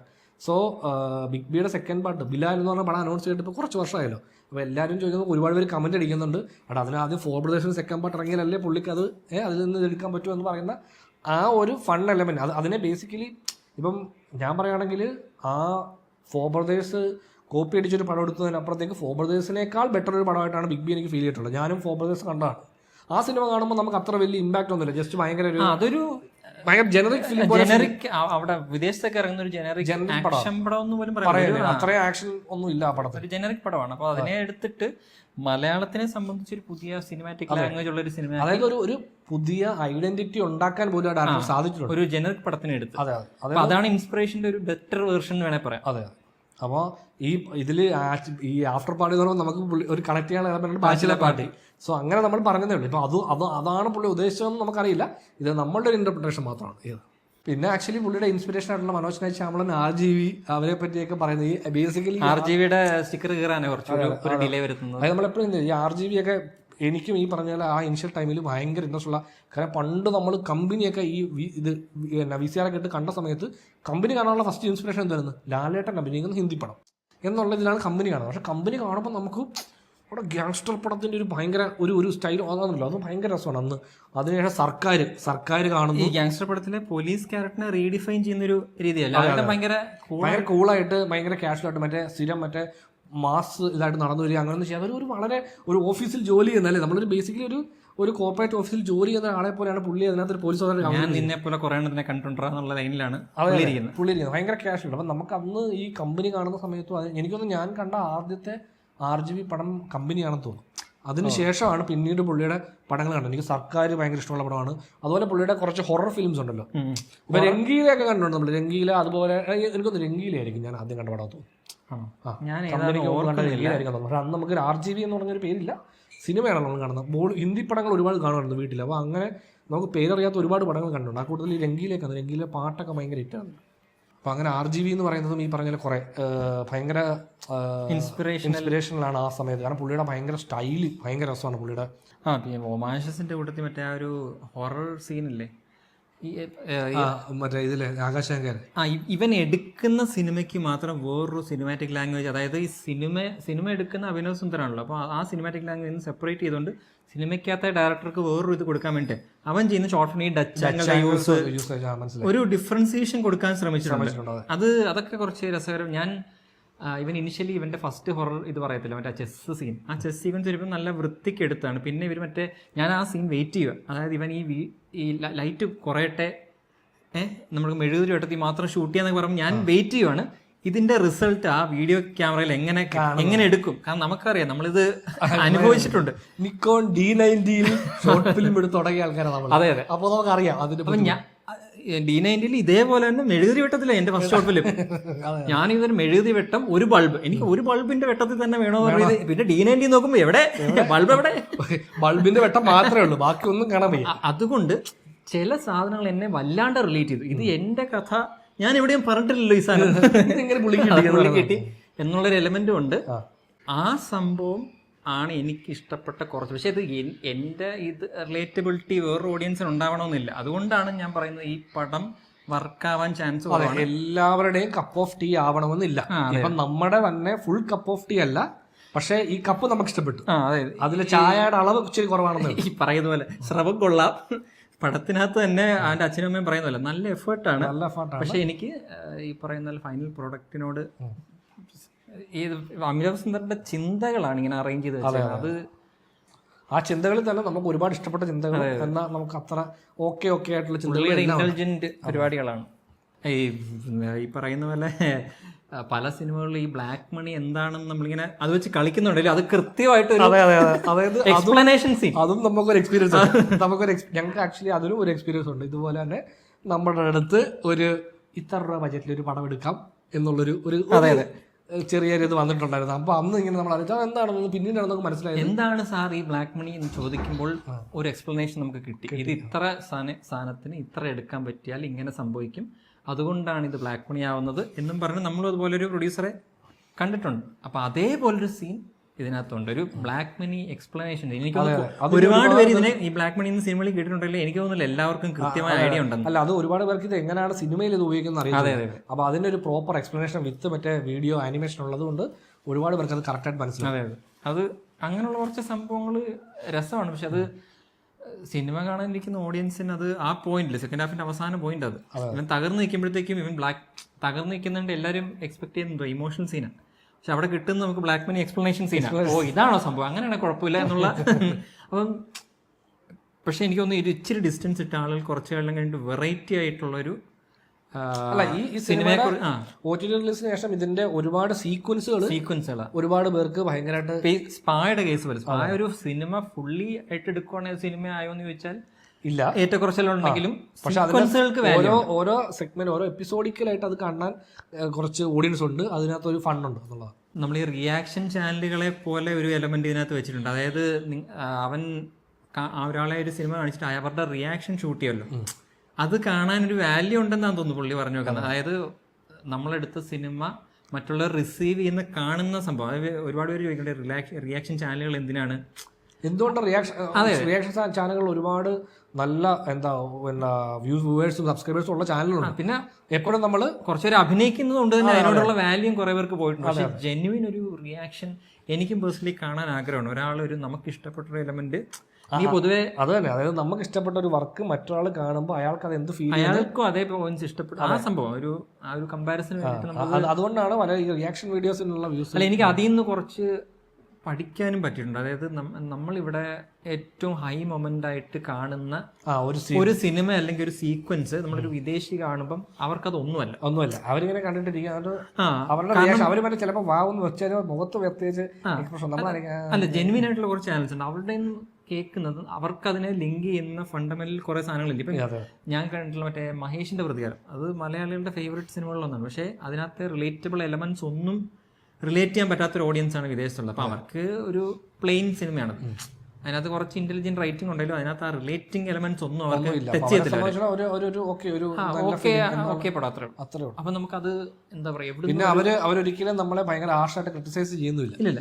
എല്ലാരെയും കുറച്ച് ഒന്ന് ഷുഗർ കോട്ട് ചെയ്ത് സംസാരിക്കാൻ സമാധാനം. പക്ഷേ ഈ പെർസ്പെക്റ്റീവ് കേൾക്കാൻ, അതായത് ഓക്കെ ജെന്യുവൻ ആണെങ്കിൽ അവരുടെ പെർസ്പെക്റ്റീവ് കേൾക്കാൻ രസം. ഇതുകൊണ്ട് അവർക്ക് വർക്കായില്ല. നമ്മളിപ്പോൾ നാളെ ഒരു സ്ക്രിപ്റ്റ് എഴുതുവാണെങ്കിലും നമ്മളിത് വിദേശത്തും കൂടെ റിലീസ് ചെയ്യാൻ പാൻ വേൾഡ് റിലീസുകളുടെ കാലം വരുമ്പം നമുക്കിങ്ങനെ അറിയാമല്ലോ, ഓക്കെ ഈ സാധനം റിലേറ്റബിൾ ആണെങ്കിൽ അതിനിപ്പുറത്തൊരു സീനും കൂടെ വേണം, എന്നാലേ അവർക്കിത് മനസ്സിലാകത്തുള്ളൂ എന്ന് പറയുന്ന സംഭവം. അതുപോലെ ഒരു സാധനമുണ്ട്, ഈ ബാത്റൂം ഒരു മിറർ ഷോട്ട് ഉണ്ട്, അത് രസമുള്ള ഒരു പരിപാടിയാണ്. ആ ഒരു ഷോട്ട് ബാത്റൂമിനകത്ത് നിന്ന് ഇവർ ഡിസ്കസ് ചെയ്യത്തില്ല. അപ്പം അത് രസമുള്ള പരിപാടിയാണ്. നമ്മൾ ആലോചിച്ച് കഴിഞ്ഞാൽ ഞാനും ആലോചിച്ചു ഇതെങ്ങനെ ബാത്റൂമിനകത്ത് വന്നിരുന്നിട്ട് നമ്മൾ രണ്ട് പക്ഷേ ആ സീന്റെ ഭംഗി അത് ഒരു വെറൈറ്റി ഉണ്ട്. ഞാൻ ആ മിറർ ഷോട്ട് വെച്ചപ്പോഴേക്കും നേരെ ക്യാമറ ഓപ്പോസിറ്റ് ഒരു സെക്കൻഡ് ഇങ്ങനെ വിചാരിച്ചു ഇതെങ്ങനെ ഷൂട്ട് ചെയ്യാം അങ്ങനെ. ഒരുപാട് പടത്തിൽ നമ്മൾ കണ്ടിട്ടുണ്ട്. എന്നാലും അത് നമ്മള് പെട്ടെന്ന് ഒരു അറിയാതെ പോലും ഒരു ചിന്ത പോയതാണ്. നമ്മൾ ഒരുപാട് പേരെ ശ്രദ്ധിക്കത്തുമില്ല എന്താ ഇതിങ്ങനെ മിറർ ഷൂട്ട് ചെയ്യുമ്പോൾ നമ്മൾ ഓപ്പോസിറ്റ് നമ്മുടെ ക്യാമറ ഉണ്ടല്ലോ, ഇതെങ്ങനെ ആ തോട്ടിലേക്ക് എല്ലാം പോകത്തില്ലേ അപ്പം. കാരണം അതെനിക്ക് തോന്നുന്നത് സെറ്റാണോ എന്നൊരു സംശയമുണ്ട്. കാരണം അതിൻ്റെ കളർ ഗ്രേഡ് ആ ബാത്റൂമിൻ്റെ ഒരു colour tone actually dark comedy ഫിലിമിൽ മോസ്റ്റ് ഓഫ് ദ ടൈം ഈ ഇന്റീരിയർ ഡിസൈനിൽ ഒരു ഉപയോഗിക്കുന്ന പച്ചയും റെഡും കളറിൻ്റെ ഒരു കോമ്പിനേഷൻ ഉണ്ട് അവിടെ. അങ്ങനെ എന്തെങ്കിലും ഇപ്പോൾ ഈ സിനിമ ത്രൂ ഔട്ട് റെഫറൻസുകൾ ഉള്ളതുകൊണ്ടാണ് നമ്മൾ അറിയാത്ത ശ്രദ്ധിച്ചിട്ടില്ലാത്ത ഒരുപാട് റെഫറൻസുകൾ ഉണ്ടാകും. ചില പോയിന്റ്സിൽ നമ്മുടെ ഇൻട്രസ്റ്റ് പോകുന്നതുകൊണ്ട് നമ്മൾ ഈ റെഫറൻസ് വിട്ടും ഇൻട്രസ്റ്റ് ഉള്ളിടത്തെ റെഫറൻസുകൾ നമ്മൾ പിക്ക് ചെയ്യും. മറ്റേ വേറൊരു രസകരമായ സീൻ നേരത്തെ പറയാൻ പറഞ്ഞാൽ ആ ചിത്രയുടെ സ്ക്രിപ്റ്റ് എക്സ്പ്ലനേഷൻ സീനാണ്. അവിടെയൊക്കെയാണ് കുറച്ച് എനിക്കിത് അവിടെ ഇങ്ങനെ ഒരു ഫിലിം മേക്കർ എങ്ങനെയാണ് ഒരാളെ കൺവിൻസ് ചെയ്യാൻ നറേറ്റ് ചെയ്യുന്നത് ആ എലിമെന്റില്ലേ അതെനിക്ക് പലയിടത്തും മിസ്സിങ് വന്നു. ഇപ്പോൾ ചില സ്ഥലത്ത് വന്ന ഒരു സീനാണ് ആ ചെസ് സീക്വൻസ് കൂട്ടുകാരന് പറഞ്ഞു കൊടുക്കുന്നതും മറ്റേ ഈ ചിത്രയുടെ കഥ അതിനകത്ത്. അപ്പം നായിയെ കട്ട് ചെയ്യുന്നൊക്കെയില്ല, അത് അത്രയും കൺവിക്ഷനോട് കൂടി നായിയെ കട്ട് ചെയ്താലേ എന്നിട്ട് ഒരു റീസണിങ് ഒക്കെ പറയും. അതൊക്കെ നമ്മളൊക്കെ അടിച്ചുവിടുന്നത് തള്ളുന്നതാണ്. നമ്മൾ സ്ക്രിപ്റ്റ് കൺവിൻസ് ചെയ്യാൻ വേണ്ടി തള്ളുന്നത്. എടാ ഇതിനകത്ത് ഇങ്ങനെ വന്നാലും ഇങ്ങനെ സാധനമുള്ളൂ, ഇന്ന് ഈ കണക്ഷനൊക്കെ ഉണ്ടാക്കി പറയുമ്പോൾ കേൾക്കുന്ന ആൾ വരും ഇവൻ എന്തോ അറിയാം. അപ്പൊ അപ്പുറം ഇരുന്നിട്ട് ഇതുപോലെ തന്നെ പ്രൊഡ്യൂസർ പറയുമ്പോൾ അതൊക്കെ ഓക്കെ, പക്ഷെ ബിസിനസ് വൈസ് നമുക്ക് ഇന്ന ആളെ വെച്ചില്ലെങ്കിൽ അപ്പൊ നമ്മൾ അഭിനയ സ്വന്തം നായകനെ പോലെ അത്ര വാശി പിടിക്കാത്തതുകൊണ്ട് ഓക്കെ സാർ വെക്കാം സാർ. അത് തന്നെ നമ്മൾ ആ കോൺവെർസേഷന്റെ ഭാഗമായിട്ടുണ്ട്. പക്ഷെ നമ്മൾ ഈ കൺവിക്ഷൻ ഇല്ലാത്ത ആളുകളായതുകൊണ്ട് നമ്മൾ ഓക്കെ സാർ നമുക്ക് പരിപാടി നടക്കണം എങ്ങനെയില്ല. അപ്പൊ അതുകൊണ്ട് തന്നെ നമുക്ക് എന്തെങ്കിലും ആവട്ടെ ആ സാധനം. അപ്പം നമ്മൾ വേറൊരാള് എന്താ പറയുക, ഇവന്റെ കൂട്ടുകാരൻ പറയുന്ന ഒരു റീസൺ ഉണ്ട്, എനിക്കൊരു അവസരം കിട്ടി, ഞാൻ അത് കളയുന്നില്ല. ആ ഫിൽം മേക്കർ ആയി പോകും നമ്മൾ. ഒന്നെങ്കിൽ നമ്മൾക്ക് കിട്ടിയ അവസരം മോസ്റ്റ് ഓഫ് ദ ടൈമും നമ്മൾ പലപ്പോഴും സംഭവിക്കുന്നത് നമ്മുടെ അവസരം നമുക്ക് നഷ്ടപ്പെടുത്തരുത്. പക്ഷെ ഇനി അതില്ല. കാരണം ആ അവസരങ്ങൾ നമുക്ക് എന്നോട് എപ്പോഴും പറയും, അതാ നിനക്ക് ഇനിയൊരു അവസരം കിട്ടില്ല, ഈ അവസരം ഉപയോഗിക്കും. പക്ഷെ ഞാൻ എപ്പോഴും അതിൽ വിശ്വസിക്കുന്നില്ല. നമ്മൾ ഇതുകൊണ്ട് നമ്മുടെ അവസരം തരുന്നു, അങ്ങനെ ഒരു സംഭവമില്ല. നമുക്ക് അവസരങ്ങൾ ഉണ്ടായിക്കൊണ്ടേയിരിക്കും. നമുക്ക് ഉണ്ടാക്കാനും സാധിക്കും, നമുക്ക് ഉണ്ടായിക്കൊണ്ടേയിരിക്കും. നമ്മൾ ഈ എടുത്ത ഹാഫ് ബേക്ക്ഡ് അവസരങ്ങളൊക്കെ ഡിസാസ്ട്രസ് ആയിട്ട് അവസാനിച്ചിട്ടുണ്ട്. അതിനുശേഷം എനിക്ക് പേഴ്സണലി ഞാനൊരു കഥ പറഞ്ഞൊരു പ്രൊഡ്യൂസർ എന്നോട് ഓക്കെ പറഞ്ഞു, ഏതാ നമ്മളിത് ചെയ്യുന്നു എന്ന് പറഞ്ഞു. ഞാനതൊരു ആ പണം ചെയ്തില്ല. കാര്യം അത് എൻ്റെ തീരുമാനമാണ്, ഞാൻ എടുക്കുന്നില്ല. കാര്യം എനിക്ക് സമയമായിട്ടില്ല, ഇതെനിക്ക് ഇങ്ങനെയല്ല വേണ്ടത്, കുറച്ചധികം കണ്ടീഷൻസ് ഉണ്ട്. അപ്പോൾ എനിക്കത് ഇങ്ങനെയല്ല വേണ്ടതെന്ന് പറഞ്ഞാൽ ഞാൻ അപ്പോൾ എനിക്ക് ആ സമയത്ത് അതിനു മുമ്പ് നമ്മുടെ അടുത്ത തീരുമാനങ്ങൾ കൊണ്ട് നമുക്ക് സംഭവിച്ച മോശം അനുഭവങ്ങളും ശോകം റിസൾട്ടുകളും കൊണ്ട് നമ്മൾ തീരുമാനിച്ചു വേണ്ട, നമ്മൾ എന്ന് ഓക്കെ ആവുന്നു അന്ന് നമ്മൾ. ഈ ഫസ്റ്റ് മീറ്റിങ്ങിൽ നമ്മളൊരു ഐഡിയ അവർക്ക് കൊടുക്കുകയാണ്. അവർ പറയുന്നത് പോലെ കാര്യങ്ങൾ നടക്കും എന്നൊരു ഐഡിയ അവർക്ക് കിട്ടിക്കഴിഞ്ഞാൽ പിന്നെ അതിന്റെ റിസൾട്ടും അവർ പറയുന്ന പോലെ ആവും. പിന്നെ നമ്മുടെ പേര് അതിനകത്തുണ്ടെങ്കിൽ നമ്മുടെ പടം ആയിരിക്കത്തില്ല. അത് നമുക്ക് അനുഭവം ഉള്ളത് കൊണ്ടാണ് നമ്മൾ ഈ ഡിലേ വരുന്നത്.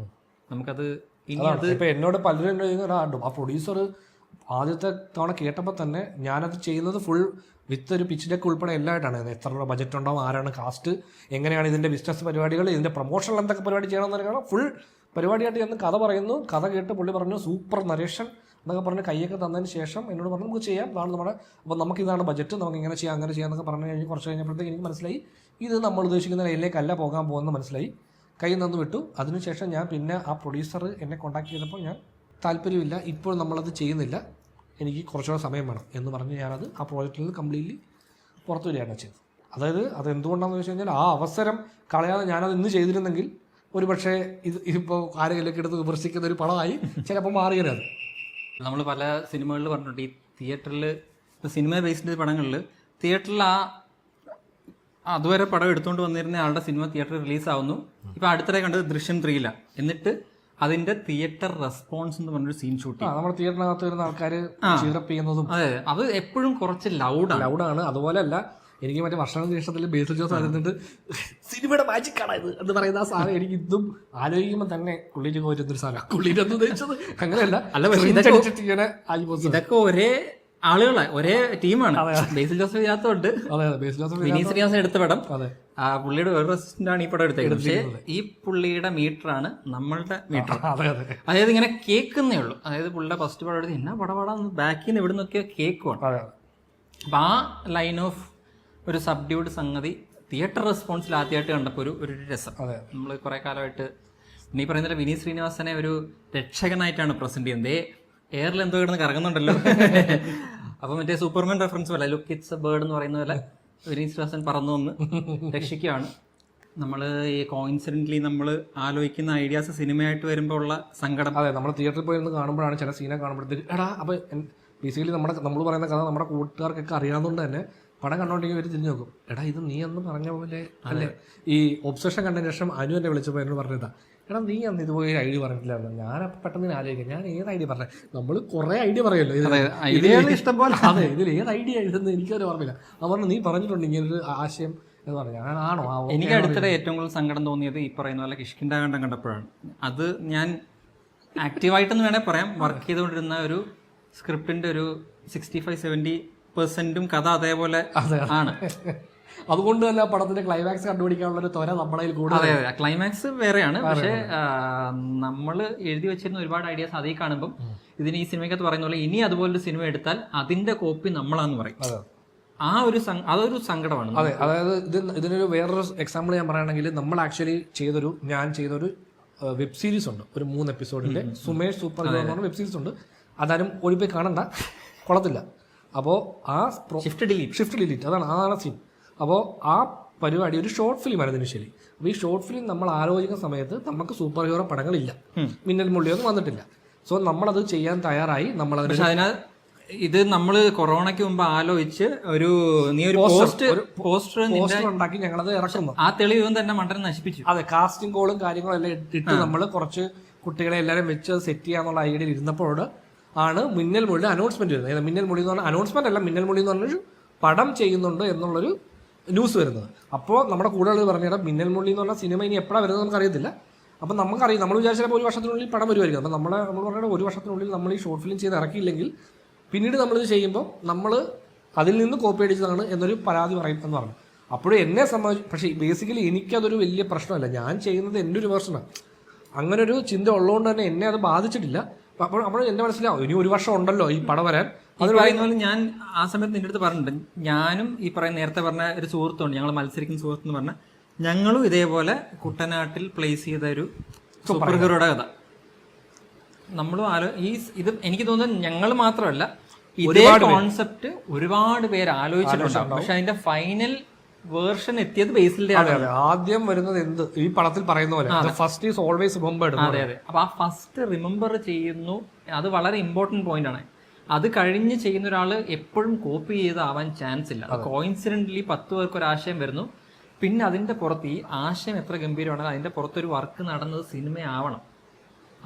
ആ സംഗതി, ആ എഫേർട്ടിന്റെ അതിന്റെ ഒരു ക്ലീൻ റെപ്രസെന്റേഷൻ പടത്തിലുണ്ട്.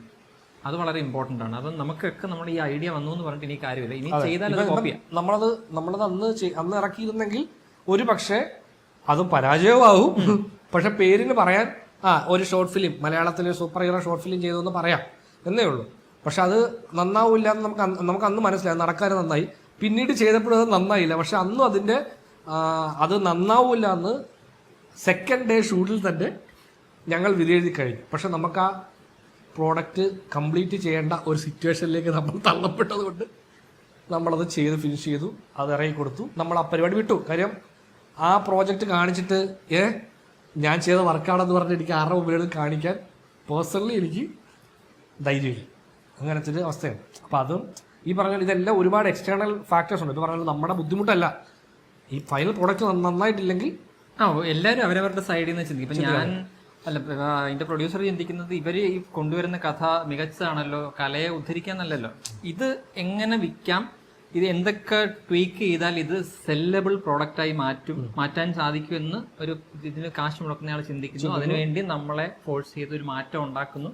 അത് ചിലപ്പോൾ ഫൈനൽ പ്രോഡക്റ്റിനെ നെഗറ്റീവായിട്ട് ഇല്ലാത്ത ഐഡിയ ആയിരിക്കും, അത് നമ്മൾ ഇൻകോർപ്പറേറ്റ് ചെയ്യും, അത് ചിലപ്പം മോശമാവും. അത് നമുക്കും അറിയാം അത് മോശമാവും. പക്ഷെ ഈ പറഞ്ഞ പോലെ അവിടെയാണ് നമ്മൾ പറഞ്ഞത് കിട്ടിയ ഓപ്പർച്യൂണിറ്റി മിസ് ചെയ്യാൻ പാടില്ല എന്ന് പറഞ്ഞെടുത്ത എന്റെ ഒരു തീരുമാനത്തിന് നമ്മൾ ആ അവസരത്തിന് വേണ്ടി ഷോർട്ട് ഫിലിമിനെ 4 എപ്പിസോഡുള്ള സീരീസ് ആയിട്ട് വലിച്ചു, അതിനകത്ത് ആവശ്യമില്ലാത്ത ക്യാരക്ടേഴ്സിനെ ഇൻക്ലൂഡ് ചെയ്തു. അങ്ങനെ കുറച്ചധികം കോംപ്രമൈസ് ചെയ്തിട്ട് ഈ 4 എപ്പിസോഡ് പിന്നീട് 3 എപ്പിസോഡായി. അതെ, അങ്ങനെ കുഴഞ്ഞു മാറി. അപ്പൊ അങ്ങനെ അത് അവസാനം അത് പോയി. അപ്പൊ നമുക്ക് തന്നെ ആ പ്രോസസ്സിൽ മനസ്സിലായി ഇത് നന്നാവുന്നില്ല, പിന്നെ ഇത് ഇറക്കുക എന്നുള്ളത് നമ്മുടെ ഒരു ആവശ്യമായി മാറി, ഡ്യൂട്ടി. അപ്പൊ അതുപോലെ അങ്ങ് ചെയ്തു വിട്ടു. അപ്പൊ അതുകൊണ്ട് തന്നെ. പക്ഷെ അപ്പോഴും നമ്മൾ പറയുന്നത് നമ്മളിത് ചെയ്തുകൊണ്ട് നിങ്ങളത് കണ്ടിട്ട് എന്നെ ഒന്ന് പ്രോത്സാഹിപ്പിക്കണേ എന്നതല്ല. അത് കൊള്ളത്തില്ല എന്ന് എന്നോട് പറയുന്നവരോട് എനിക്ക് യാതൊരു വിധത്തിലില്ല. എനിക്കറിയാം കൊള്ളത്തില്ല എന്ന അഭിപ്രായം അതിന്റെ കീഴെ കമന്റ് സെക്ഷനിലുണ്ട്. അപ്പൊ നമുക്കത് കേൾക്കുമ്പോൾ നമുക്കതിനകത്ത് യാതൊരു സങ്കടമില്ല. കാര്യം ഇത് കൊള്ളില്ലാന്ന് ഷൂട്ട് ചെയ്ത് 2-ാം ദിവസമേ നമുക്ക് മനസ്സിലായി. എനിക്ക് സങ്കടം എപ്പോഴും ഞാൻ ചെയ്ത് കൊള്ളാവുന്ന എനിക്ക് തോന്നിയ ഒരു സാധനം നീ കൊള്ളത്തില്ല എന്ന് പറയുമ്പോൾ മാത്രമാണ്. ഞാൻ ചെയ്ത് എനിക്ക് തന്നെ കൊള്ളത്തില്ലെന്ന് അറിയാക്കി നമുക്ക് നല്ലതെന്ന് നമ്മൾ ചെയ്തിട്ട് അടിപൊളിയെന്ന് നമുക്ക് തോന്നുന്ന സാധനം മറ്റൊരാൾ അതിന്റെ കൊള്ളത്തില്ലെന്ന് പറയുമ്പോൾ നമുക്കൊരു ഭയങ്കര നമുക്കറിയാം ഇത് കൊള്ളത്തില്ല, പിന്നെ അല്ലേ.